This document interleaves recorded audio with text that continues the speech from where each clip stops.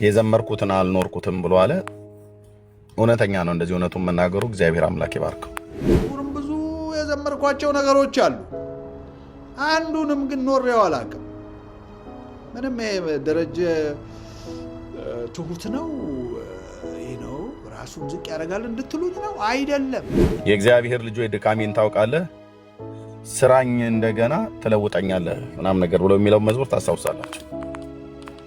እና የደሬ ትልቁ አንዱ ችግር ይቅርታ አለማድረግ እንደሆነ ከሰማሁትም ነገር ተነስቼ በቅርብም የሚያውቁት ሰዎች ሁሉ ጭምር ሳይቀር የሚናገሩት ይሄ ሰውዬ ቅድም እንዳልኳቸው የፈለገውን የፖለቲካል አይዲዮሎጂን ማራመጃ እንደፈለገ ማለት ይችላል። አሁን የመጣሁት ወንጌል የሚባለውን ነገር ስለነካብኝ ነው የመጣሁት። ወንጌል እነ ፓስተር ተስፋዬ ጋቢሶ ይሄንን ስራ እየሰራን ነው እናንተም ልትረዱን ይገባል ብለው ደውሎ ነው ያወራኝ። ፓስተር ተስፋዬ ጋቢሶ ደውሎ ስራ ሳንሰራ ቀርተን አይደለም ሰምተነዋል፣ መልእክትን ሰምተነዋል ብሎ ማለት ነው ናገር እታለኝ ስለ ክርስትናው አንቺ ክርስትና መስከም ሳይጮህልኝ ቴዲ ነው የጮህልኝ። ይሄ ነው ልዩነቱ። እረኛውን ከማይጠብቅ ፓስተር ቴዲ አፍሮ ይበልጣል። እንትምዬ የተጎዳበት መጎዳት ብሎ በቤተ ክርስቲያን አቅጣጫ የተጎዳበት ጉዳት ስላለ ከዚህ የተነሳ ነው በኢትዮጵያ ወንጌላውያን ቤተ ክርስቲያናት ውስጥ በመድረኮች ላይ የማይታየው የማያገለግለው የትም ቤተ ክርስቲያን አይሄድም፣ ከማንም ጋር ህብረት አያደርግም። እኔ እኮ በሚሊዮን ሰዎች ተከብቤ ግን ብቻዬን ያለው ሰው ነኝ ብሎ አለ። በሚሊዮን ሰዎች እየተወደድኩኝ ግን ብቻዬን ያለው ሰው ነኝ አለ ብሎ የሚል ነገር ኦዲዮን ያሰማችኝ እና በቃ በጣም ነው ያለቀስኩኝ። አሳዝኖኝ ማለት ነው። ማን ነው ብቻውን እንዲቀመጥ ያደረገው? እና እኔ እዚህ የደሬ አካሄድ በዚህ ያህል መጠን ወድቆ ሳየው በጣም ነው በቃ ልቤ የተሰበረው፣ እውነት ለመናገር ማለት ነው። ሁላችንም ቢሆን ማለት ነው። ጌታ ሰውን እንደዚህ አይጠልም፣ ግን ጌታው እንደ በቃ በዚህ ያህል ልክ ዘማሪ ዶክተር ደረጀ ከበደ በወደቀበት ያህል ልክ አትጣለኝ ብሎ መጸለይ ነው የሚሻለው። ግን እግዚአብሔር ጥሎት ነው ብዬ ግን አልልም። ራሱን ጥሎ ነው፣ ደሬ ራሱን ጥሎ ነው።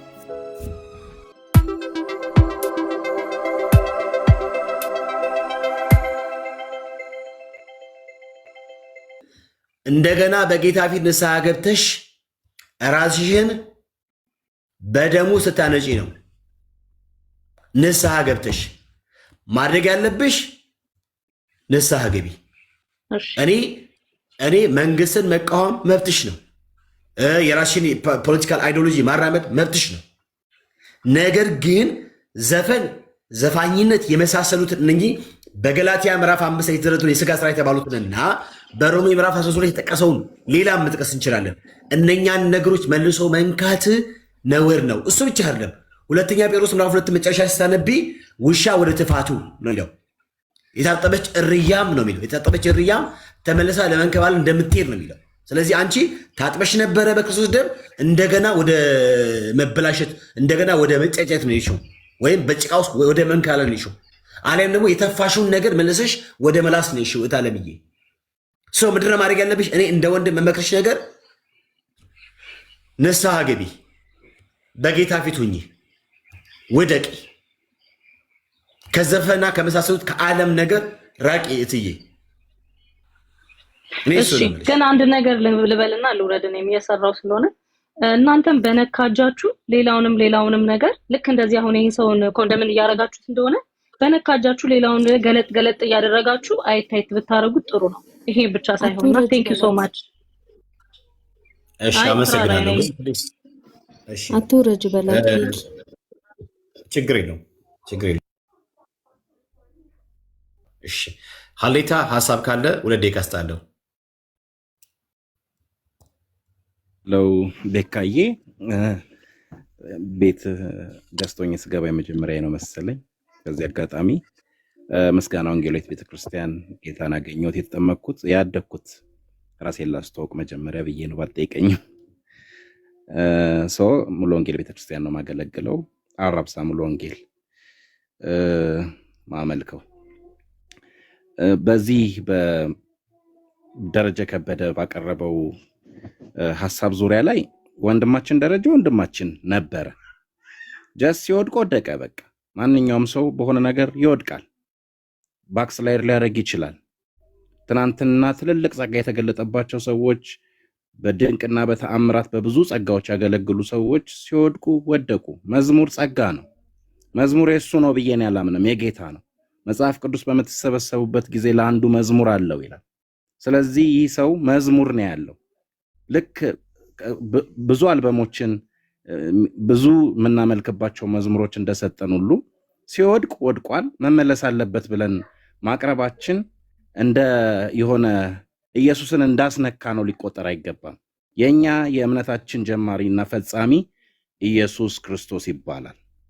ከኢየሱስ ያፈነገጠ ማንኛውም መልአክ ከተመሰረተው መሰረት መላእክትም ቢሆን ነው የሚል እግዚአብሔር ቃልና እግዚአብሔር ቃል ነው መሰረታችን። ስለዚህ በዚህ መሰረት ላይ ተመስርተን የትኛውንም ሐሳብ በከፍ ያለ ነገር እንኳን ቢሆን በእግዚአብሔር ነገር ላይ የተነሳ ከፍ ያለ ነገር ቢሆን እሱን ዝቅ የማድረግ ደግሞ ስልጣንም መብትም መጽሐፍ ቅዱስ ሰጥቶናልና ዛትማሽ ልታሸማቀቁን የምትሞክሩ ሰዎች በዚህ አጋጣሚ ልንነግራችሁ እንፈልጋለን። ምንም የሚያሸማቀቀ ነገር የለም።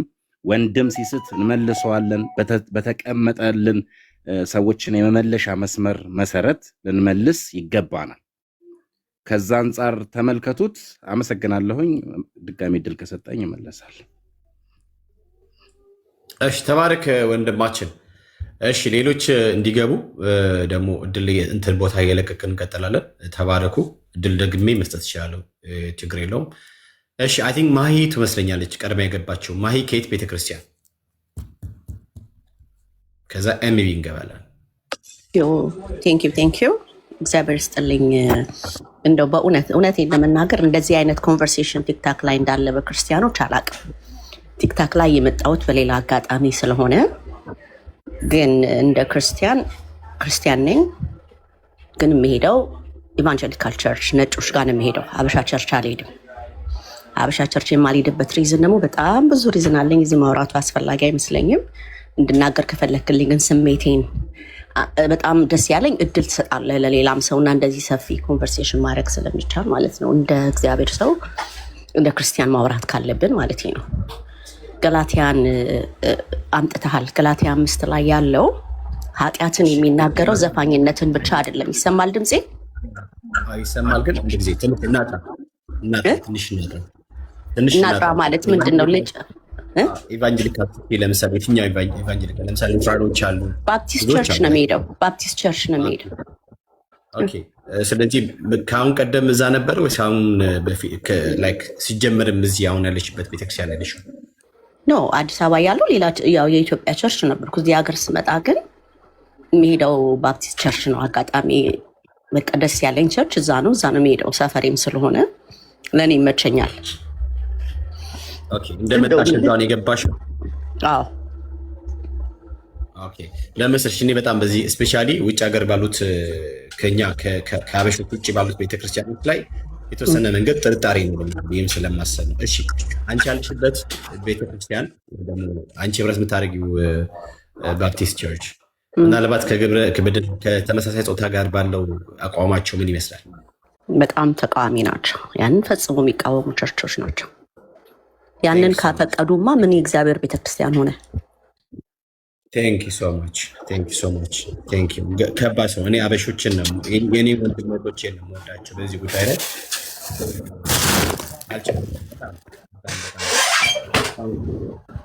በዚህ መንገድ ስለመጣን መስሎ። እሺ፣ ከላይ የተሽ ከሆነ ወንጌላችን ቀይ መስመር ነው ብለን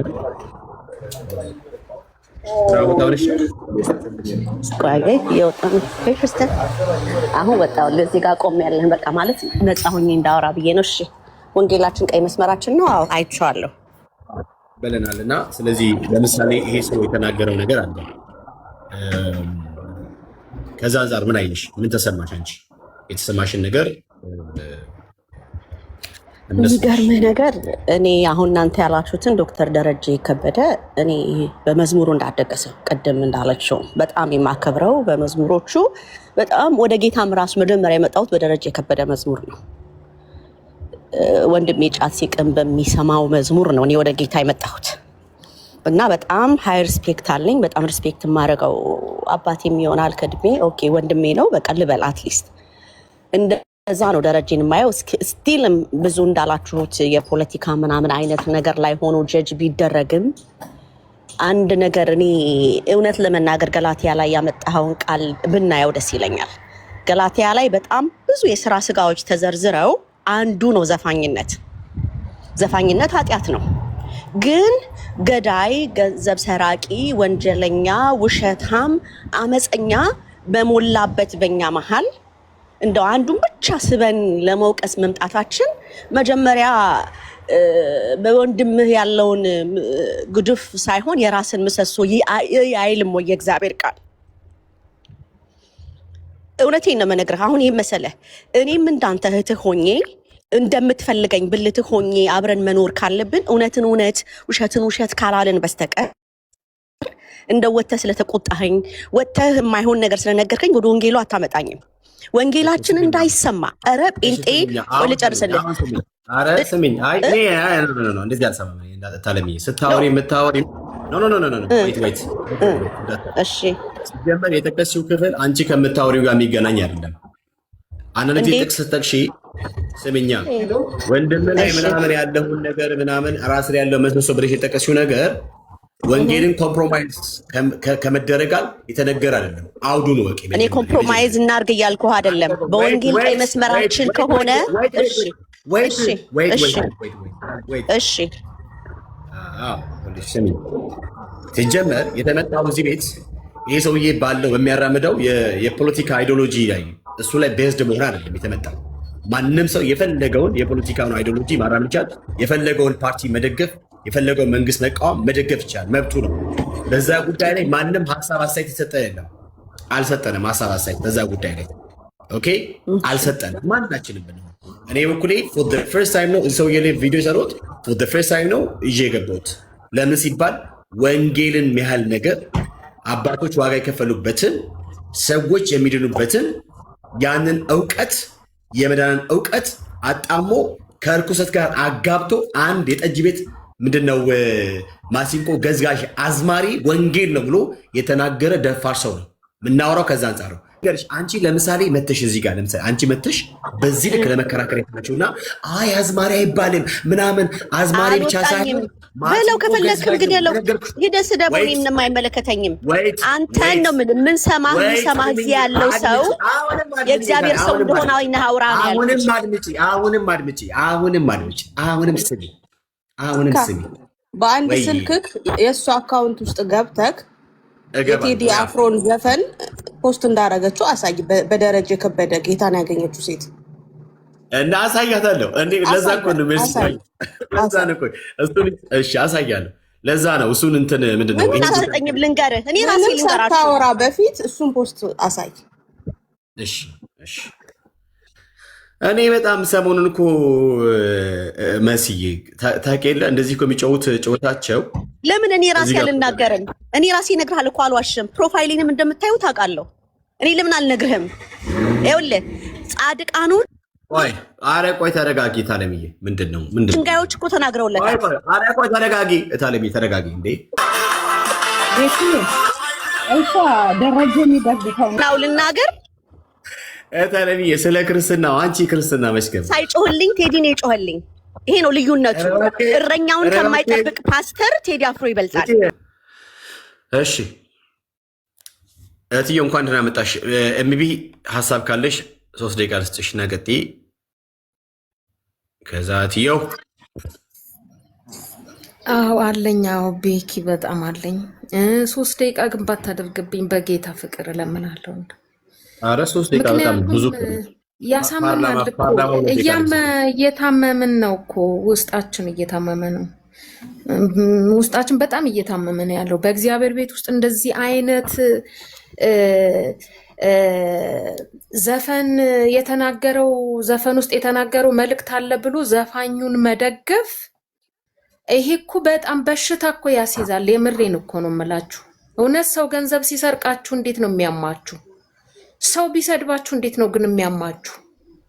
እኔ በእውነት አሁን ከቅድም እስካሁን እንትኔ ሰላም ነበርኩኝ። በጣም ውስጤ ተረብሻል። በቃ እና አሁን ያለው ሰው ስንት ነው? 247 ሰው አለ።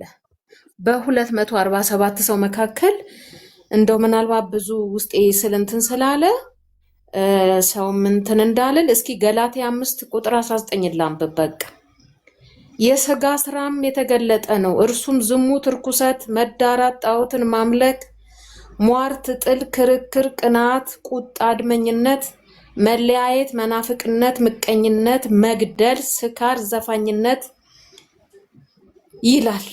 ይህን የሚመስል ነው ይልና አስቀድሜም እንዳልኩ እንደነዚህ ያሉትን የሚያደርጉ የእግዚአብሔርን መንግስት አይወርሱም አለ። በቃ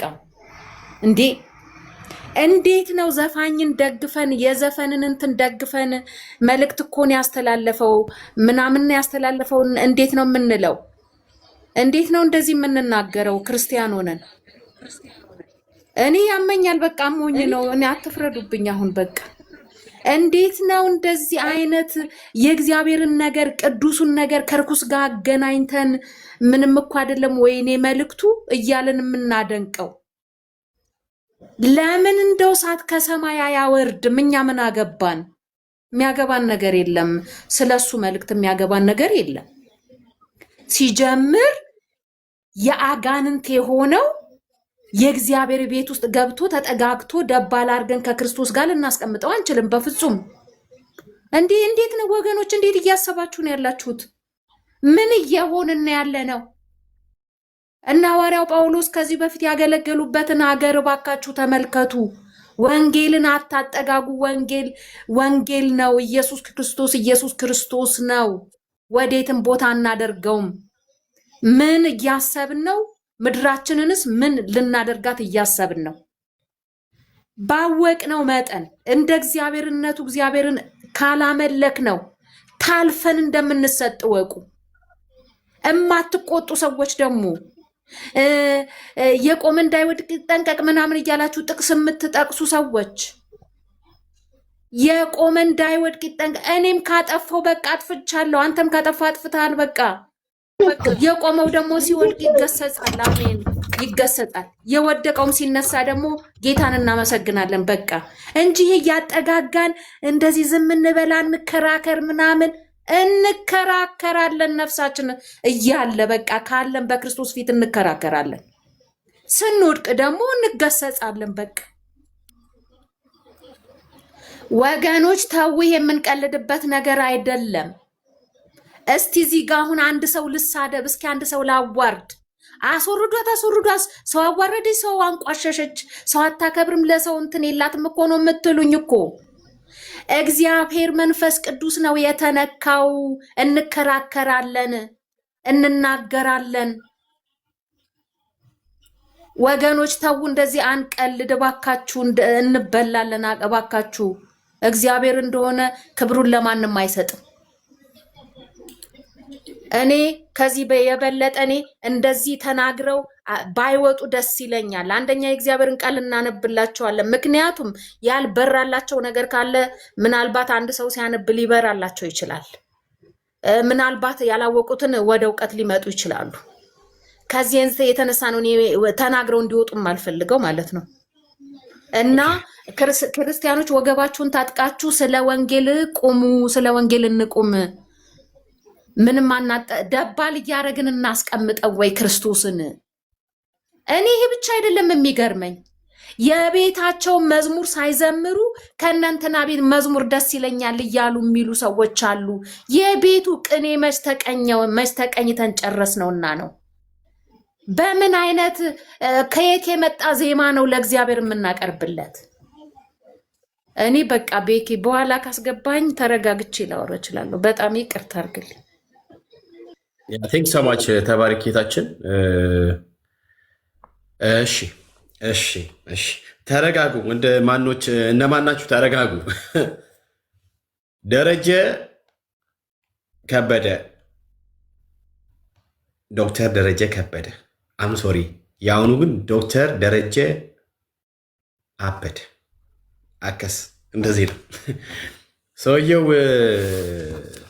በአዶን ነው ብቻ እኔ አምሶሪ በጣም እግዚአብሔር ይጠብቃችሁ። በተለይ በዘረኝነት በሽታ ከመጠቃት ጌታ ይጠብቃችሁ። ባለፈው ባርኪያቸዋል፣ ደግሜ ልባርካችሁ። እሺ ሜርሲዋ ቀጢ ያለ ቁጥር እየጻፈ ነው መሰለኝ።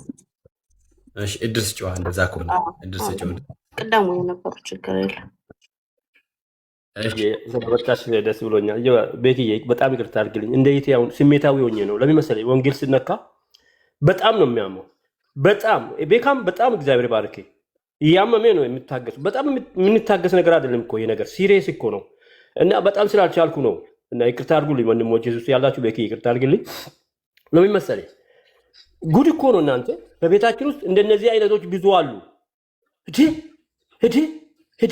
እዴ መርስዬ እየሰማሽ ነው? ምን እየሆን ነው? ለካ በአደባባይ እየተገለጠ ዘፈን እየሰሙ ጴንጤ ነው የተባለው። አሁን እነዚህ አውሮፓ የሚኖሩ አሜሪካ ለምንሆነ ወይም ሁላችንም መርሲም እንደዛ የምንኖረው ወንድሞቼ አበሻ ቸርች አልሄድም። አዎ በፓስተሮች ተገፍቼ ያለው ተበድያለሁ የሚሉ አዎ ተበድለዋል። ግን አለ ግን ምንድነው ፈረንጆች ቸርች የሚሄዱ ለምን ነው ታውቃላችሁ? በህይወታችሁ ድካም ስላለ ነው። የእግዚአብሔር ቃል ለማሻሻል የራሳቸውን ጥፋት አምጥተው እኔው የራሴን ጥፋት አምጥቼ ወደ ወንጌል አምጥቼ ማስተካከል አልችልም። የኔ ጥፋት ለምሳሌ እኔ አንድ በአጭር 1 ደቂቃ 2 ደቂቃ ውስጥ እናገራለሁ። የዛሬ 13 ዓመት አካባቢ ወድቄ ነበር። በቃ እና የኔ ጥፋት የኔ ውድቀት አምጥቼ ወንጌል ጋር ማሻሻል አልችልም። ገላትያ ምዕራፍ 5 ቁጥር 19 በቃ ይመለከተኛል። ግልጹ ልንገራችሁ፣ የኦነግ ደጋፊ ነበርኩ። በገንዘብ ግን አልረዳውም። በጣም የተበላሸ ህይወት ውስጥ ነበርኩ። ዝሙተኛ ነበርኩ። እኔ ህይወቴን ነው የምነግራችሁ። ጌታ ከዛ ወጣ። እዛ አይኔ ያየ የኦነግ ሸኔ ባንዲራ ቀድጄ ነው ጣልኩት። ሚስቴ ያየች። እግዚአብሔር ከኔ ውስጥ ነቀለው። ፋኖና ሸኔ የሚባል አራንቆ አጋንንት የሚሰራባችሁ መንፈሱ ነው አገሪቱን እያናወጠ ያለው። እንደዚህ አይነቱ ብዙ አሉ፣ የወደቁ በህይወታቸው የወደቁ ዘረኞች አሉ፣ ጴንጤዎች። እኔ ግን ተፈውሻለሁ። ጌታ ወደ እኔ መጥቶ በቃሉ በዝማሬ በሌሊት ፈወሰኝ። ወንድሞቼ ዛሬ 13 ዓመት አካባቢ ህይወቴ ምስክሩላችሁ። ብዙ ጴንጤዎች ዘረኞች ናቸው። ገላትያ ምዕራፍ 5 በለሱ ላይ የሚሰራ በሌላ ይሰራ ነበር፣ ግን አሁን አይሰራም። በሌላ አይኔው ሌላ ስቴጅ ነው ያለ ቤክዬ መርስዬ የተለወቅኩ ሰው ነኝ። ምስክር አለች ባለቤቴ። ኢየሱስ ክርስቶስ ጌታ ነው።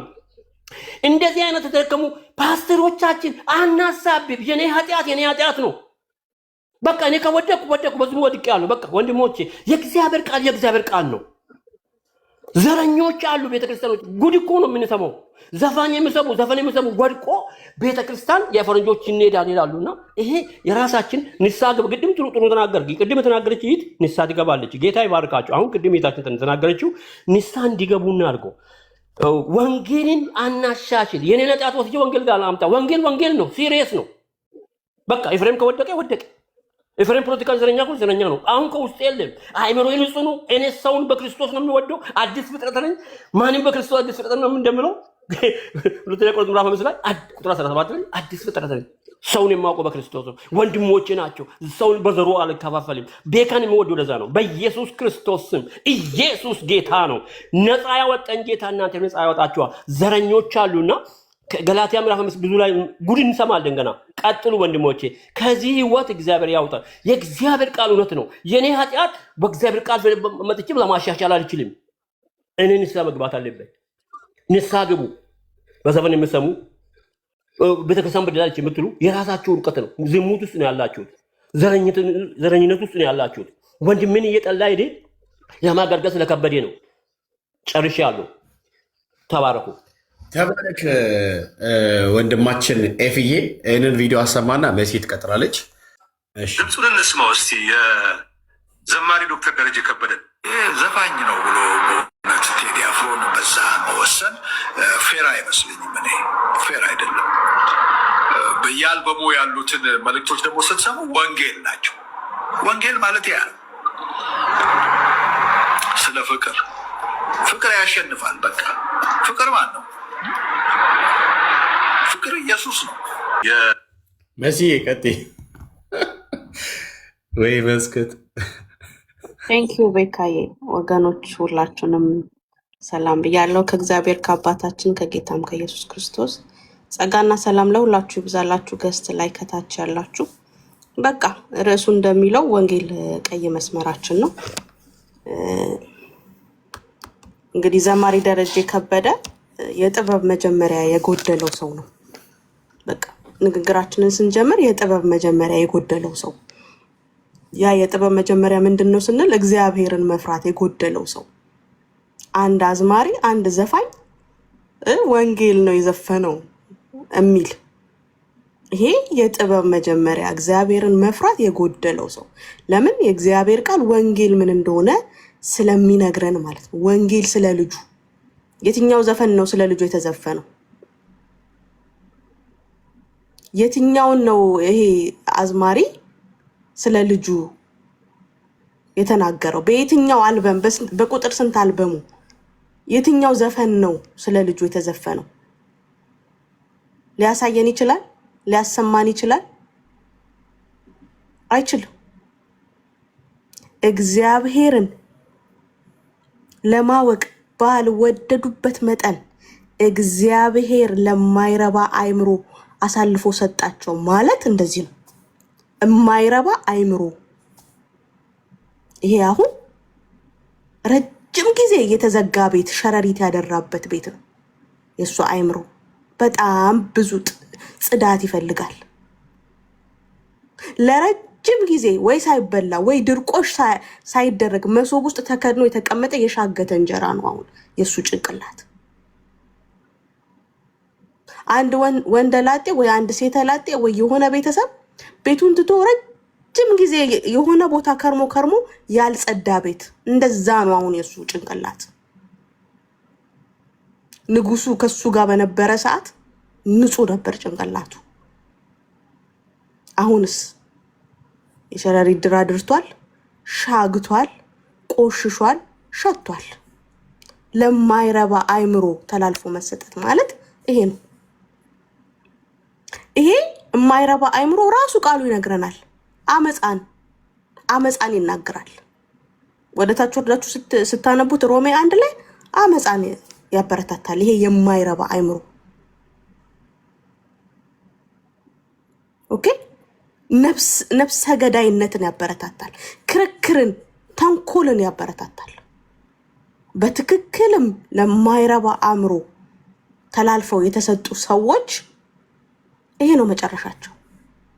እንደ ዘማሪ ደረጀ ከበደ አይነት መጨረሻ ምን አይነት ድፍረት ቢኖረው ነው እሱ የዘመረውን ባይኖር እለት እለት ብንወድቅ ወደ ጸጋው ዙፋን ቀርበን ምህረት የሚሰጠን አምላክ እንዳለን ያንን ክፍል ዘሎት ነው ወይስ ዘንግቶት ነው ወይስ ከመጽሐፍ እሱ ከያዘው መጽሐፍ ላይ ተቀዶ ጠፍቶበታል? እሱ ብቻ ነው እንዴ የዘመረውን የማይኖረው? እሱ ብቻ ሌሎች አገልጋዮች የዘመሩትን ይኖራሉ፣ የሰበኩትን ይኖራሉ? ኖ፣ ደግፎ የሚይዘን ጸጋው ነው። በደከመን ጊዜ የሚያበረታን ጸጋው ነው። በደከመን ጊዜ ወደ ጸጋው ዙፋን እንድንቀርብ የሚነግረን ቃል ከሱ መጽሐፍ ቅዱስ ላይ ተቀዶ ወጥቷል። ለነገስታትስ እንድንጸልይ የነገረን የእግዚአብሔር ቃል ከሱ ከያዘው መጽሐፍ ላይ ተቀዶ ወጥቷል እንዴ? የልጁን መልክ ለመምሰል ከክብር ወደ ክብር እንለወጣለን የሚለው የእግዚአብሔር ቃል በዚህ ወንድም ላይ ከክብር ወደ ውርደት ነው የተቀየረው። ከክብር ወደ ውርደት።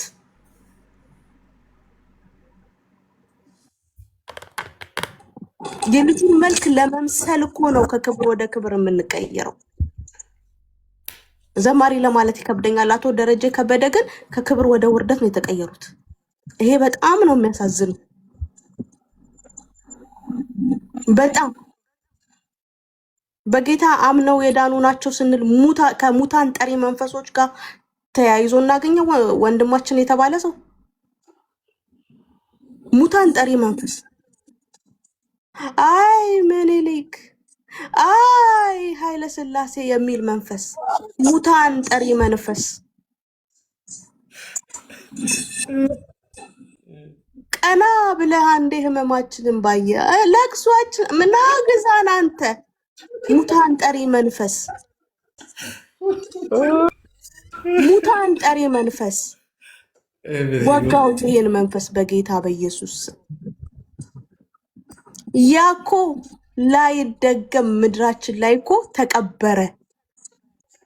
ላይደገም አንድ እንደ እግዚአብሔር ሰው ያ ላይደገም ቤካዬ እንደ እግዚአብሔር እንደ መንፈሳዊ ሰዎች ልንረዳ የሚገባው አንድ ነገር ነው አለ። ጌታ ኢየሱስ ሊመጣ በደጅ ነው። የመንግስቱን ሙላት ይፈልጋል። የመንግስቱ ሙላት ደግሞ በመንፈስ ቅዱስ በሚሰበከው የወንጌል ስብከት ነው። የበፊቱ አሃዳዊ ስርዓት ለወንጌል ቦታ የለውም። ስለዚህ ጌታ ራሱ ያንን ስርዓት አይፈቅደውም። ጌታ ራሱ ያንን ስርዓት አይመልሰውም።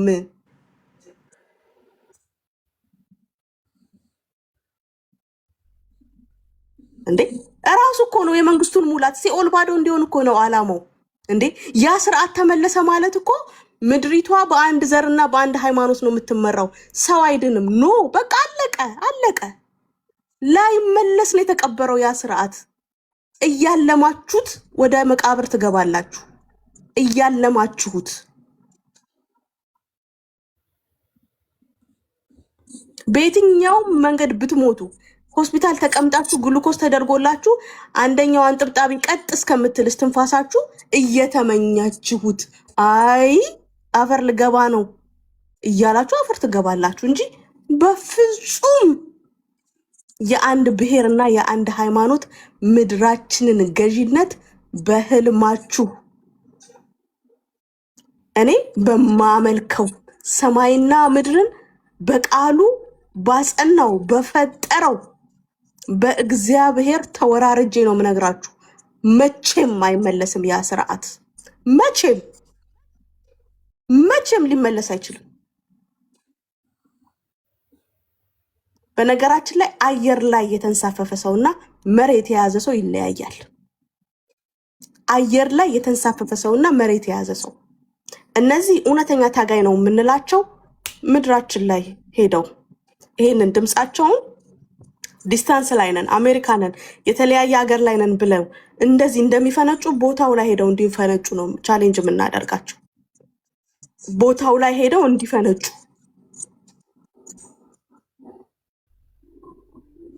በነገራችን ላይ አሁን ባለው ስርዓት ሳይሆን ኢትዮጵያ ዳስ የምትጥለው ወንጌል ያልበራለት ህዝብ ሁሉ ጓዳው ላይ ዳስ ይጣል።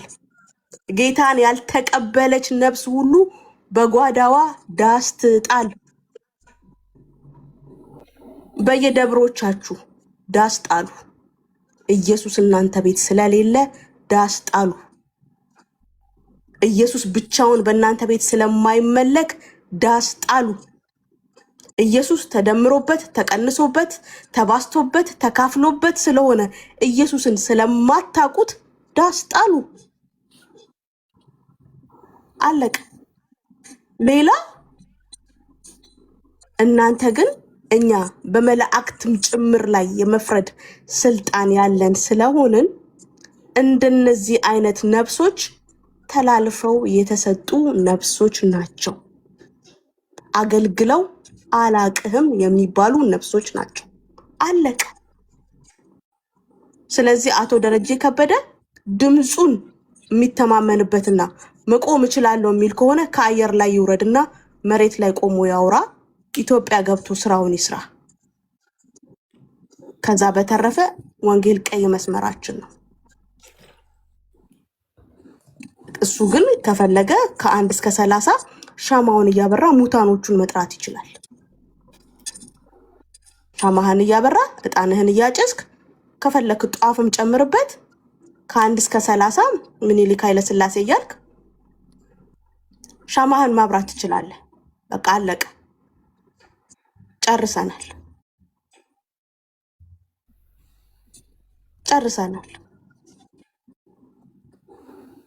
በወንጌል ስም ግን እንድትጫወት አንፈቅድልህም። አውልቅ ካባህን።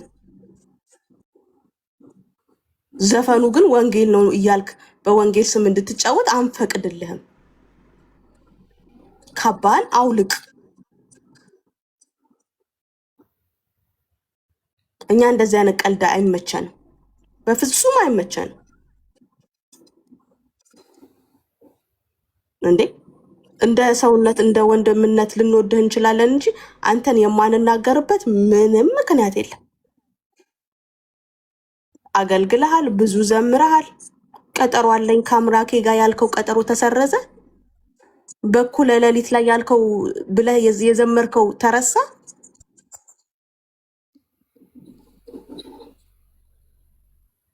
አይኑርብኝ ከልካይ ሚስጥሬ ልወያይ ከአምላኬ ጋር ብሎ የዘመረው ቀጠሮ ላይ አንተ ነህ ኢየሱስ የቀረው።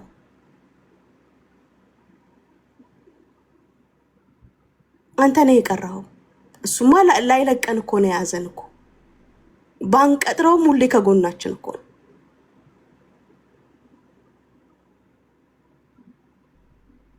መጨረሻችን አእምሮ ብንጠቀለል መልካም። ይሄ ከክብር ወደ ውርደት በጣም አሳፋሪ ከሁሉ በላይ የሚያስቆጣው በወንጌላችን ስም እንዳትደበቅ ይለይልህ። አሳ በለው እየተሽከረከርክ ጨፍር። በቃ አሳ በለው ይበል ብቻውን። የሚያግዘው እንኳን ባይኖር ሰርክሉን ብቻውን ይሽከርከር። በቃ አሳ በለው ማለት ይችላል። ካባውን ግን ያውልቅ። በወንጌል ካባ አሳ በለው አይቻልም።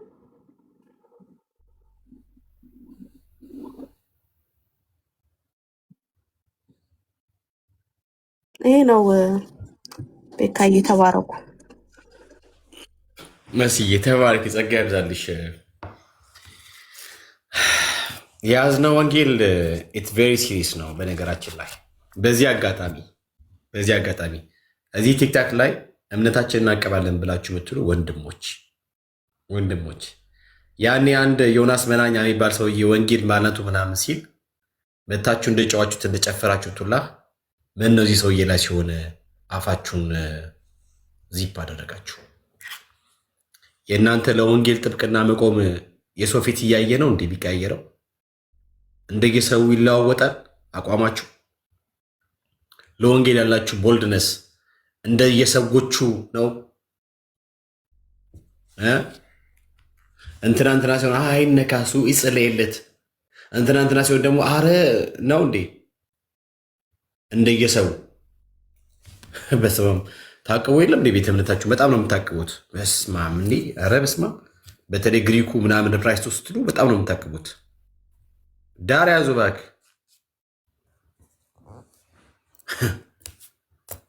ዳር ያዙ። እሺ ቆላስይስ ምዕራፍ 1 ቁጥር 22 እና 23 እንደዚህ ያለ አሁን ግን ነውርና ነቀፋ የሌለባችሁ ቅዱሳን አድርጎ በእርሱ ፊት ሊያቀርባችሁ በክርስቶስ ሥጋ በሞቱ በኩል አስታረቃችሁ ካለ በኋላ እንደዚህ ያለ ይህም የሚሆነው በእምነታችሁ ተመስርታችሁና ተደራድራችሁ በመቆም ከሰማችሁት የወንጌል ተስፋ ሳትናወጡ ጸንታችሁ ብትኖሩ ነው። መጽናት ይጠይቃል።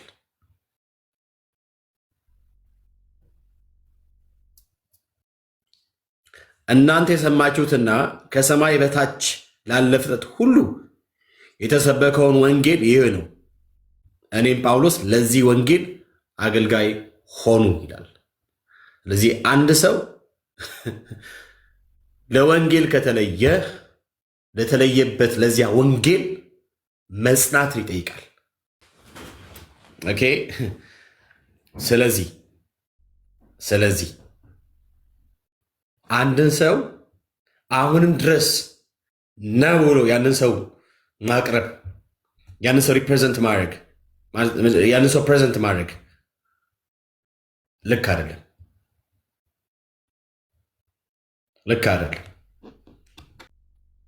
ይሄ ሰውዬ ቅድም እንዳልኳቸው የፈለገውን ፖለቲካል አይዲዮሎጂን ማራመጃ እንደፈለገ ማለት ይቻላል። አሁን የመጣሁት ወንጌል የሚባለውን ነገር ስለነካብኝ ነው የመጣሁት። ወንጌል ማይነካውን ነገር ስለነካ፣ አይ ኦርቶዶክስ ቢሆን ችግር የለብኝም እኔ ግንስ ወንጌል አማኝ ተብሎ ቢጠራ ሰው በወንጌል አማኝ ውስጥ ብዙ ብዙ ብዙ ብዙ ብዙ ብዙ ዘመናት ማለት ብዙ ዓመታት ያገለገለ ሰው ስለሆነ ይህ ሰው የሚናገረው ነገር ትክክል ነው ብሎ ሰዎች አድምጠው በሱ በተናገረው ነገር ለእርኩሰት እንዳይመቻቹ ዘፈንን ተቀብሎ ዘፈን አንዱ የህይወት ክፍላቸው አድርጎ እንዳይቀበሉት ከማድረግ አንጻር ነው የመጣ ነው። እኛ ቤት ዘፈን ኃጢአት ነው፣ ዘፈን እርኩስ ነው፣ ዘፈን እኛ ጋር ከቶ የተከለከለ ነው ብለን ለመናገር ነው። ይህ ሰውዬ ዘፈን አድምጦ ነው ለምሳሌ እዚህ ጋር በዚህ ጋር ምናምን ይሄ አለ ምናምን ብሎ ስላልብሎ ትንታኔ ለማቅረብ ይፈልገው እንደምታውቁት ወንጌል አማኙ ዘፈንን መስማት ችግር የለውም። ምን ችግር አለው? ዋና መልእክቱ ነው እንጂ ከመልእክቱ እንጂ ምናምን ነገር እያለ ራሱን እንዳያረክስ ከመጠበቅ አንጻር ነው።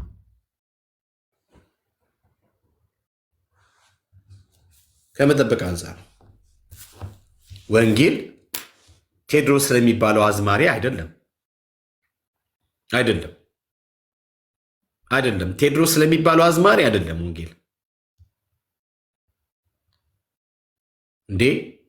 የቴዎድሮስ ዘፈን አይደለም የምስራች ጉድ ኒውስ። የቴዎድሮስ የሚባለው የአዝማሪው ዘፈን አይደለም፣ ወንጌል ነው አለን። ወንጌል ነው እንዴ። ዮሐንስ ነው አለን። በበረሃ ምናምን ያለ አንበጣ ምናምን እየበላ የመጣ መንገድ ጠራጊ ዮሐንስ ነው አለ። እናንተ ግን እኔ እዚህ ያላችሁ አቃቢ ነው የምትሉ እናንተ ዝም ብላችሁ ይህን ነገር ባልሰማ ያለፋችሁ። እኔ ስለ ፖለቲካ አውሩ እያልኳችሁ አይደለም። ወንጌል የነካው ዮናስ መናኛው ታዲያ ወንጌል ባናቱ ይተከል ሲባል ለምንድን ነው ያበዳችሁት? እንዴት ይነካል? እንዴት? ወንጌልማ ቀይ መስመራችን ነው። ወንጌልማ እናስደፍርም። ኧረ ዮናስ ምንድነው ወንጌል ሰውየው ያለው ቁራን ነው እንዲ ያለው። እሱም ያለው ይህም ያለው ልክ ነው።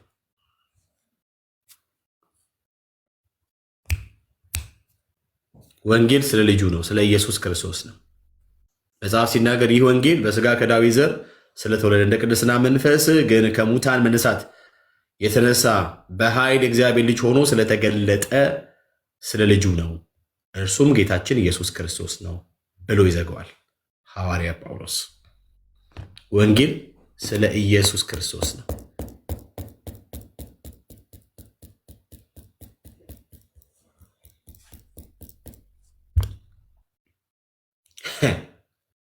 ወንጌል ስለ ኢየሱስ ነው። በቃ አለቀ።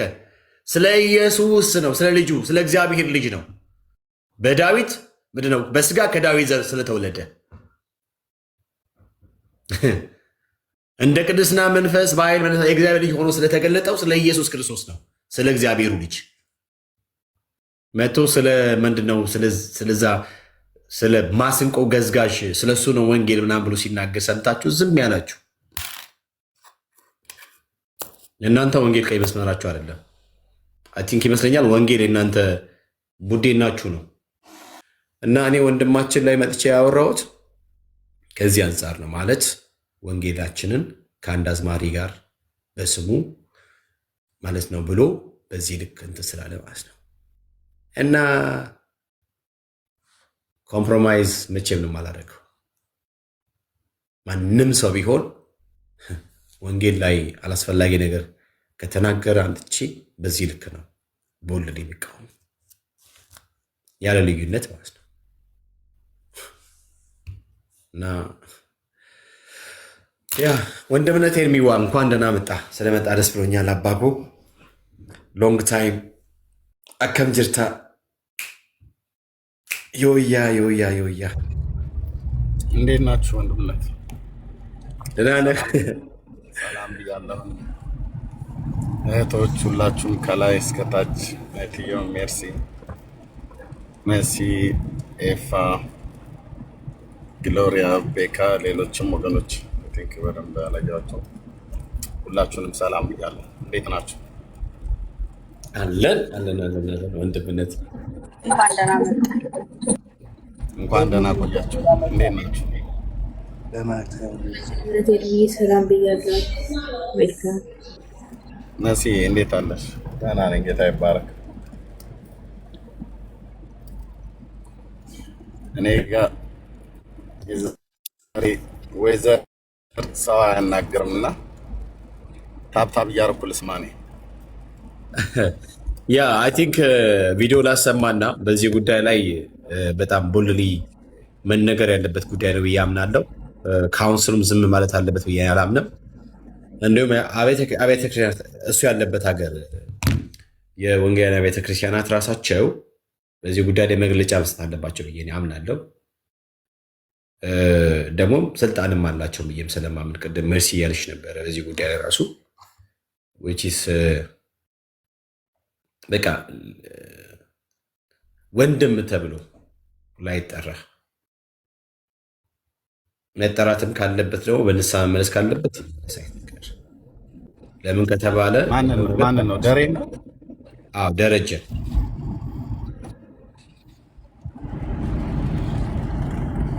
ቢኮዝ የተናገረው ነገር በጣም ከባድ ነው። አዎ እናሰማ። ይሄ ግን ወንድም ተብሎ ባይጠራ እንደዛ እኔ እቃወማለሁ። አይ እኔ በነገራችን ላይ ወንጌልን ማለት ኮምፕሮማይዝ ያደረገ ምንድነው ወንጌልን በዚህ ልክ የሰደበ ሰው ምንድነው ወንድም ተብሎ መቀጠል አለበት ብዬ ግን አላምንም። ካለበትም ግን ለተናገረው ነገር ንስሐ ገብቶ ልክ እንዳይደለ ስሜታዊ የሆኑ ምናምን ነገር እንደተናገረ በራሱ አፍ መጥቶ ካለ በኋላ እንደተጸጸተ ምናምን ነገር ንስሐ ገብቶ በአደባባይ ስላለው ነገር ይቅርታ ካልጠየቀ በስተቀረ እኔ አምሶሪ በጭራሽ ነው እኔ በዚህ መንገድ ልቀበለው ማልችለው። ለምን ከተባለ አደገኛ ነገር ነው ያለው። አንተም ቤተሰብህን በቃ ልጆችን ሁሉንም ነገር ሰውተህ የወጣው ለዚህ ወንጌል ነው፣ ለዚህ ወንጌል ነው። ስለዚህ ወንጌል ለእኛ ለሁላችንም ቀይ መስመራችን ነው፣ ለሁላችንም ማለት ነው። በወንጌል በምንም አይነት መንገድ ኮምፕሮማይዝ አናደርግም በጭራሽ ማለት ነው። እና የተናገረው ነገር በጣም ከባድ ነው። ለምሳሌ ላሰማ እችላለሁ። እሺ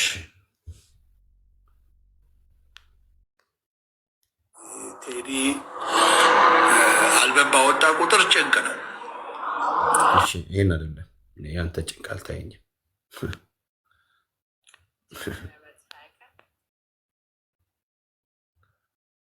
ኦኬ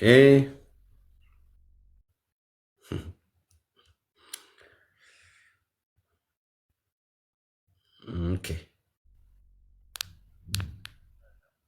ዘማሪ ዶክተር ደረጀ ከበደ ዘፋኝ ነው ብሎ በእውነት ቴዲ አፍሮን በዛ መወሰን ፌር አይመስለኝም። እኔ ፌር አይደለም። በየአልበሙ ያሉትን መልእክቶች ደግሞ ስትሰሙ ወንጌል ናቸው። ወንጌል ማለት ያ ነው። ሰማኸው? ልድገመው?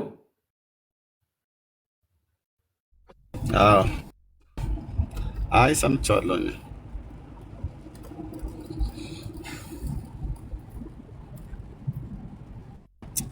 እኔ ለዚህ ሰው ኤርሚዬ በውስጥ ማውራት ይሻላል። አይ አይደለም፣ ችግር የለም። እኔ ለዚህ ወንድም ስለዚህ ወንድም ትክክል አለመሆን ከ3ና ከ4 ጊዜ በላይ ቪዲዮ ሰርቻለሁኝ። የዛሬ ስንት ዓመት አካባቢ ላይ ሁሉ ጭምር ማለት ነው። እና ደግሞም በውስጤም በውጭም ደግሞ እንባ አለ ለዚህ ሰው። ለምን ተብሎ ይባል ሌሎች ሊክዱት ይችላል። በወንጌላውያን አብያተ ክርስቲያናት ታሪክ ውስጥ ጌታ በሰጠው ጸጋ ያስቀምጠው አሻራ፣ ጌታ በሰጠው ጸጋ ነው ያልኩት፣ ልብ በሉ። ያስቀምጠው አሻራ ሊካድ የማይችል ነው። እጅግ ከምናከብራቸው አባቶች መካከል የተከበረ ሰው ነው። ግን አሁን ያለበት ህይወት ግን ከዚህም በፊት የነበረበት ህይወት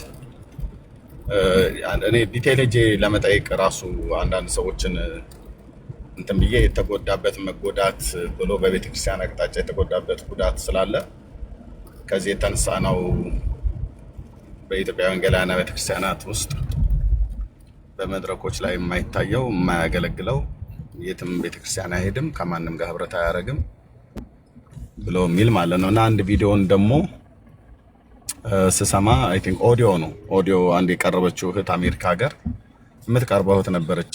ፌስቡክ ላይ በነበርኩበት ሰዓት ላይ ጎረቤቱ ናት። ቡና ጠጣ ምናምን ነገር ብላ ሁሉ ትጠራዋለች። ሚኒሶታ ነው የሚኖሩት። ስሟን መናገር አይጠበቅብኝም እና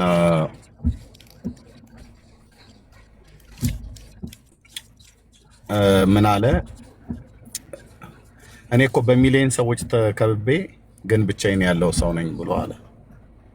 በሚሊዮን ሰዎች እየተወደድኩኝ ግን ብቻዬን ያለው ሰው ነኝ አለ ብሎ የሚል ነገር ኦዲዮን ያሰማችኝ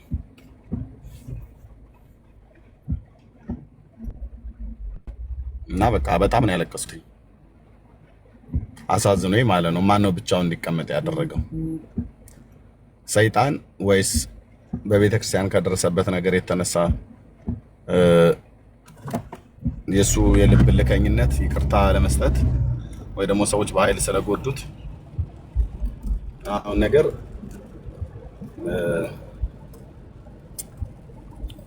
ግን በጣም ነው እንትን ያልኩትኝ እና እኔ እዚህ የደሬ አካሄድ በዚህ ያህል መጠን ወድቆ ሳየው በጣም ነው በቃ ልቤ የተሰበረው፣ እውነት ለመናገር ማለት ነው። ሁላችንም ቢሆን ማለት ነው። ግን ቢደክምም የደከመ ወንድም ነው እንጂ ወንድም ተብሎ የማይባል ቢብል እኔ የትኛውም አብያተ ክርስቲያናት እንደዚህ ብሎ ቢያወግዘው አልቀበልም። ይዛው ብራዘር ግን የደከመ ብራዘር የክርስትና ውሎ የጠፋበት ከምንወዳቸው ትልልቅ ሰዎች መካከል ያለ ነው። የተናገራቸው ነገሮች አሁን የተናገረው ብቻ ሳይሆን ከዚህ በፊትም የተናገረው ነው።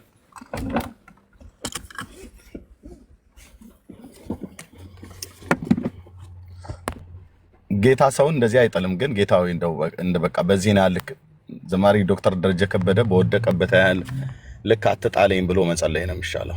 ግን እግዚአብሔር ጥሎት ነው ብዬ ግን አልልም። ራሱን ጥሎ ነው፣ ደሬ ራሱን ጥሎ ነው። ልከኝነት የሚያደርሰው የመጨረሻው ጥግ እውነት ልከኝነትን እኔ ከማን ውስጥ በማን ውስጥ ወይ ከማን ላይ ታያለ ብለህ ካልከኝ ከሰማሁት በጣም የሱ የቅርብ ሰዎች ከተባሉ ሰዎች ሁሉ ጭምር ሳይቀር የሰማሁት በቃ ልከኝነት ማለት ሰዎች በድለው ሊሆን ይችላል፣ ግን ይቅርታ አለመስጠት በጣም የመጨረሻ ልከኝነት ነው እና የአንዳንድ ሰዎች ልባቸው በጣም ከባድ ነው፣ በጣም ከባድ ነው እና ደረጀ የተጎዳ ሰው ነው ብለው ቢሉ እንዴት በእኔ እድሜ እንኳን እንዴት አንድ ቀን እንኳን እንዴት አላየው?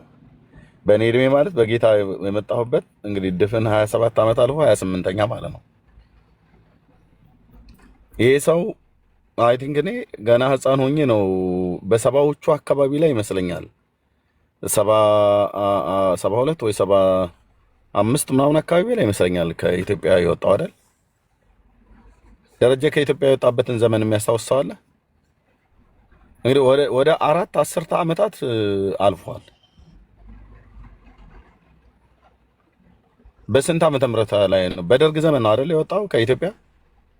የምታውቁ እስቲ እዛ የምታውቁ ሰዎች ፕሊዝ ጻፉት ከታች። በስንት ዓመተ ምህረት ነው ደረጀ ከኢትዮጵያ የወጣው? በደርግ ዘመን እንደሆነ አውቃለሁ።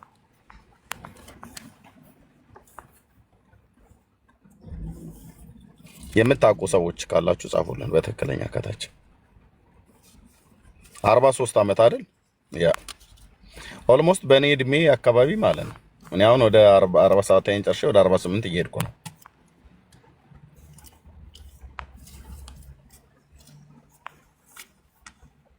እና ኦልሞስት 40 እና 39 ዓመት ሙሉ ለአራት አስርተ ዓመታት በክርስቶስ ቤተክርስቲያን መድረክ ላይ ያላየኑ ለምንድን ነው? በሰዎች ላይ ቂም አቂም ሆነው አሉ።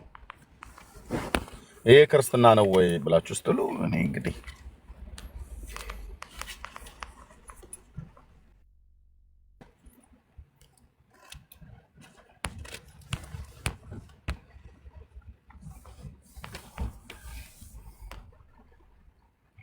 እና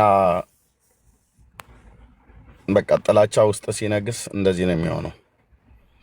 እና ግን አሁን በቅርብ ሲናገር ከሰማሁት ነገር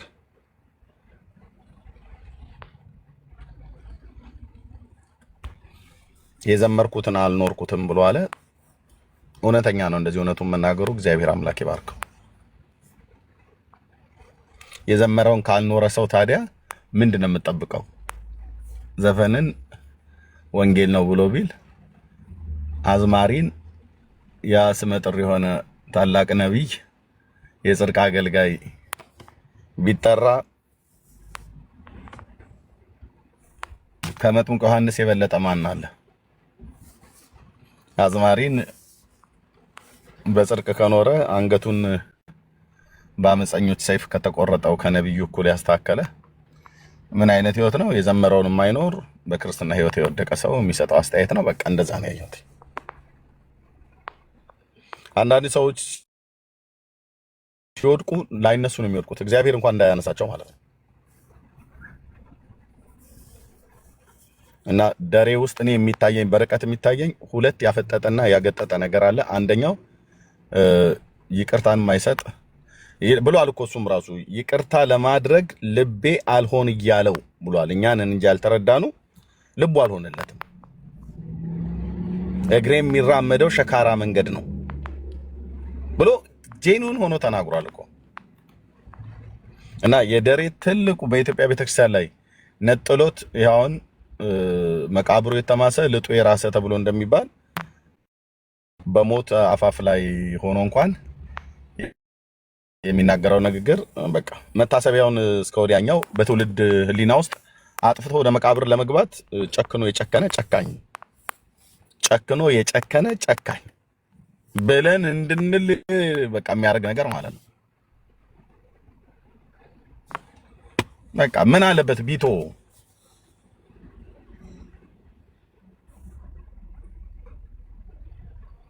ሰው እንዴት የራሱን ሌጋሲ እንዴት ያጠፋል? በጌታ አሁን ደረጃ እያደረገ ያለው በአማኞች ህይወት ውስጥ የራሱን ሌጋሲ ማጥፋት ነው የጀመረው።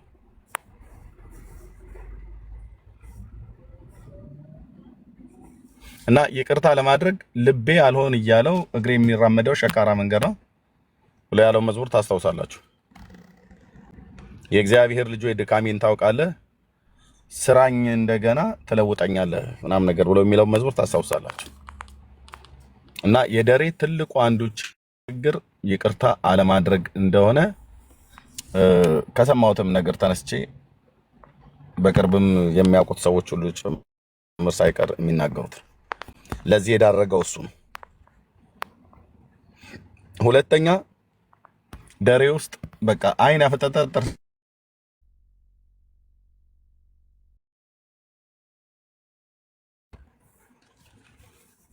እነዚህ ደግሞ ሁለት አደገኛ ነገሮች ናቸው። ጥላቻና ዘረኝነት በጣም የልብ ልከኝነትና ዘረኝነት በጣም ከባድ ነው። ኦኬ ሰዎች የወጣበት ብሔር ተጠቅቶ ሊሆን ይችላል። አዎ ከኦሮሞ ከወጣ የኦሮሞ ብሔር ከተጠቃ ለኦሮሞ ብሔር መናገር ዘረኝነት አያስብልም። ከአማራ ብሔር የወጣ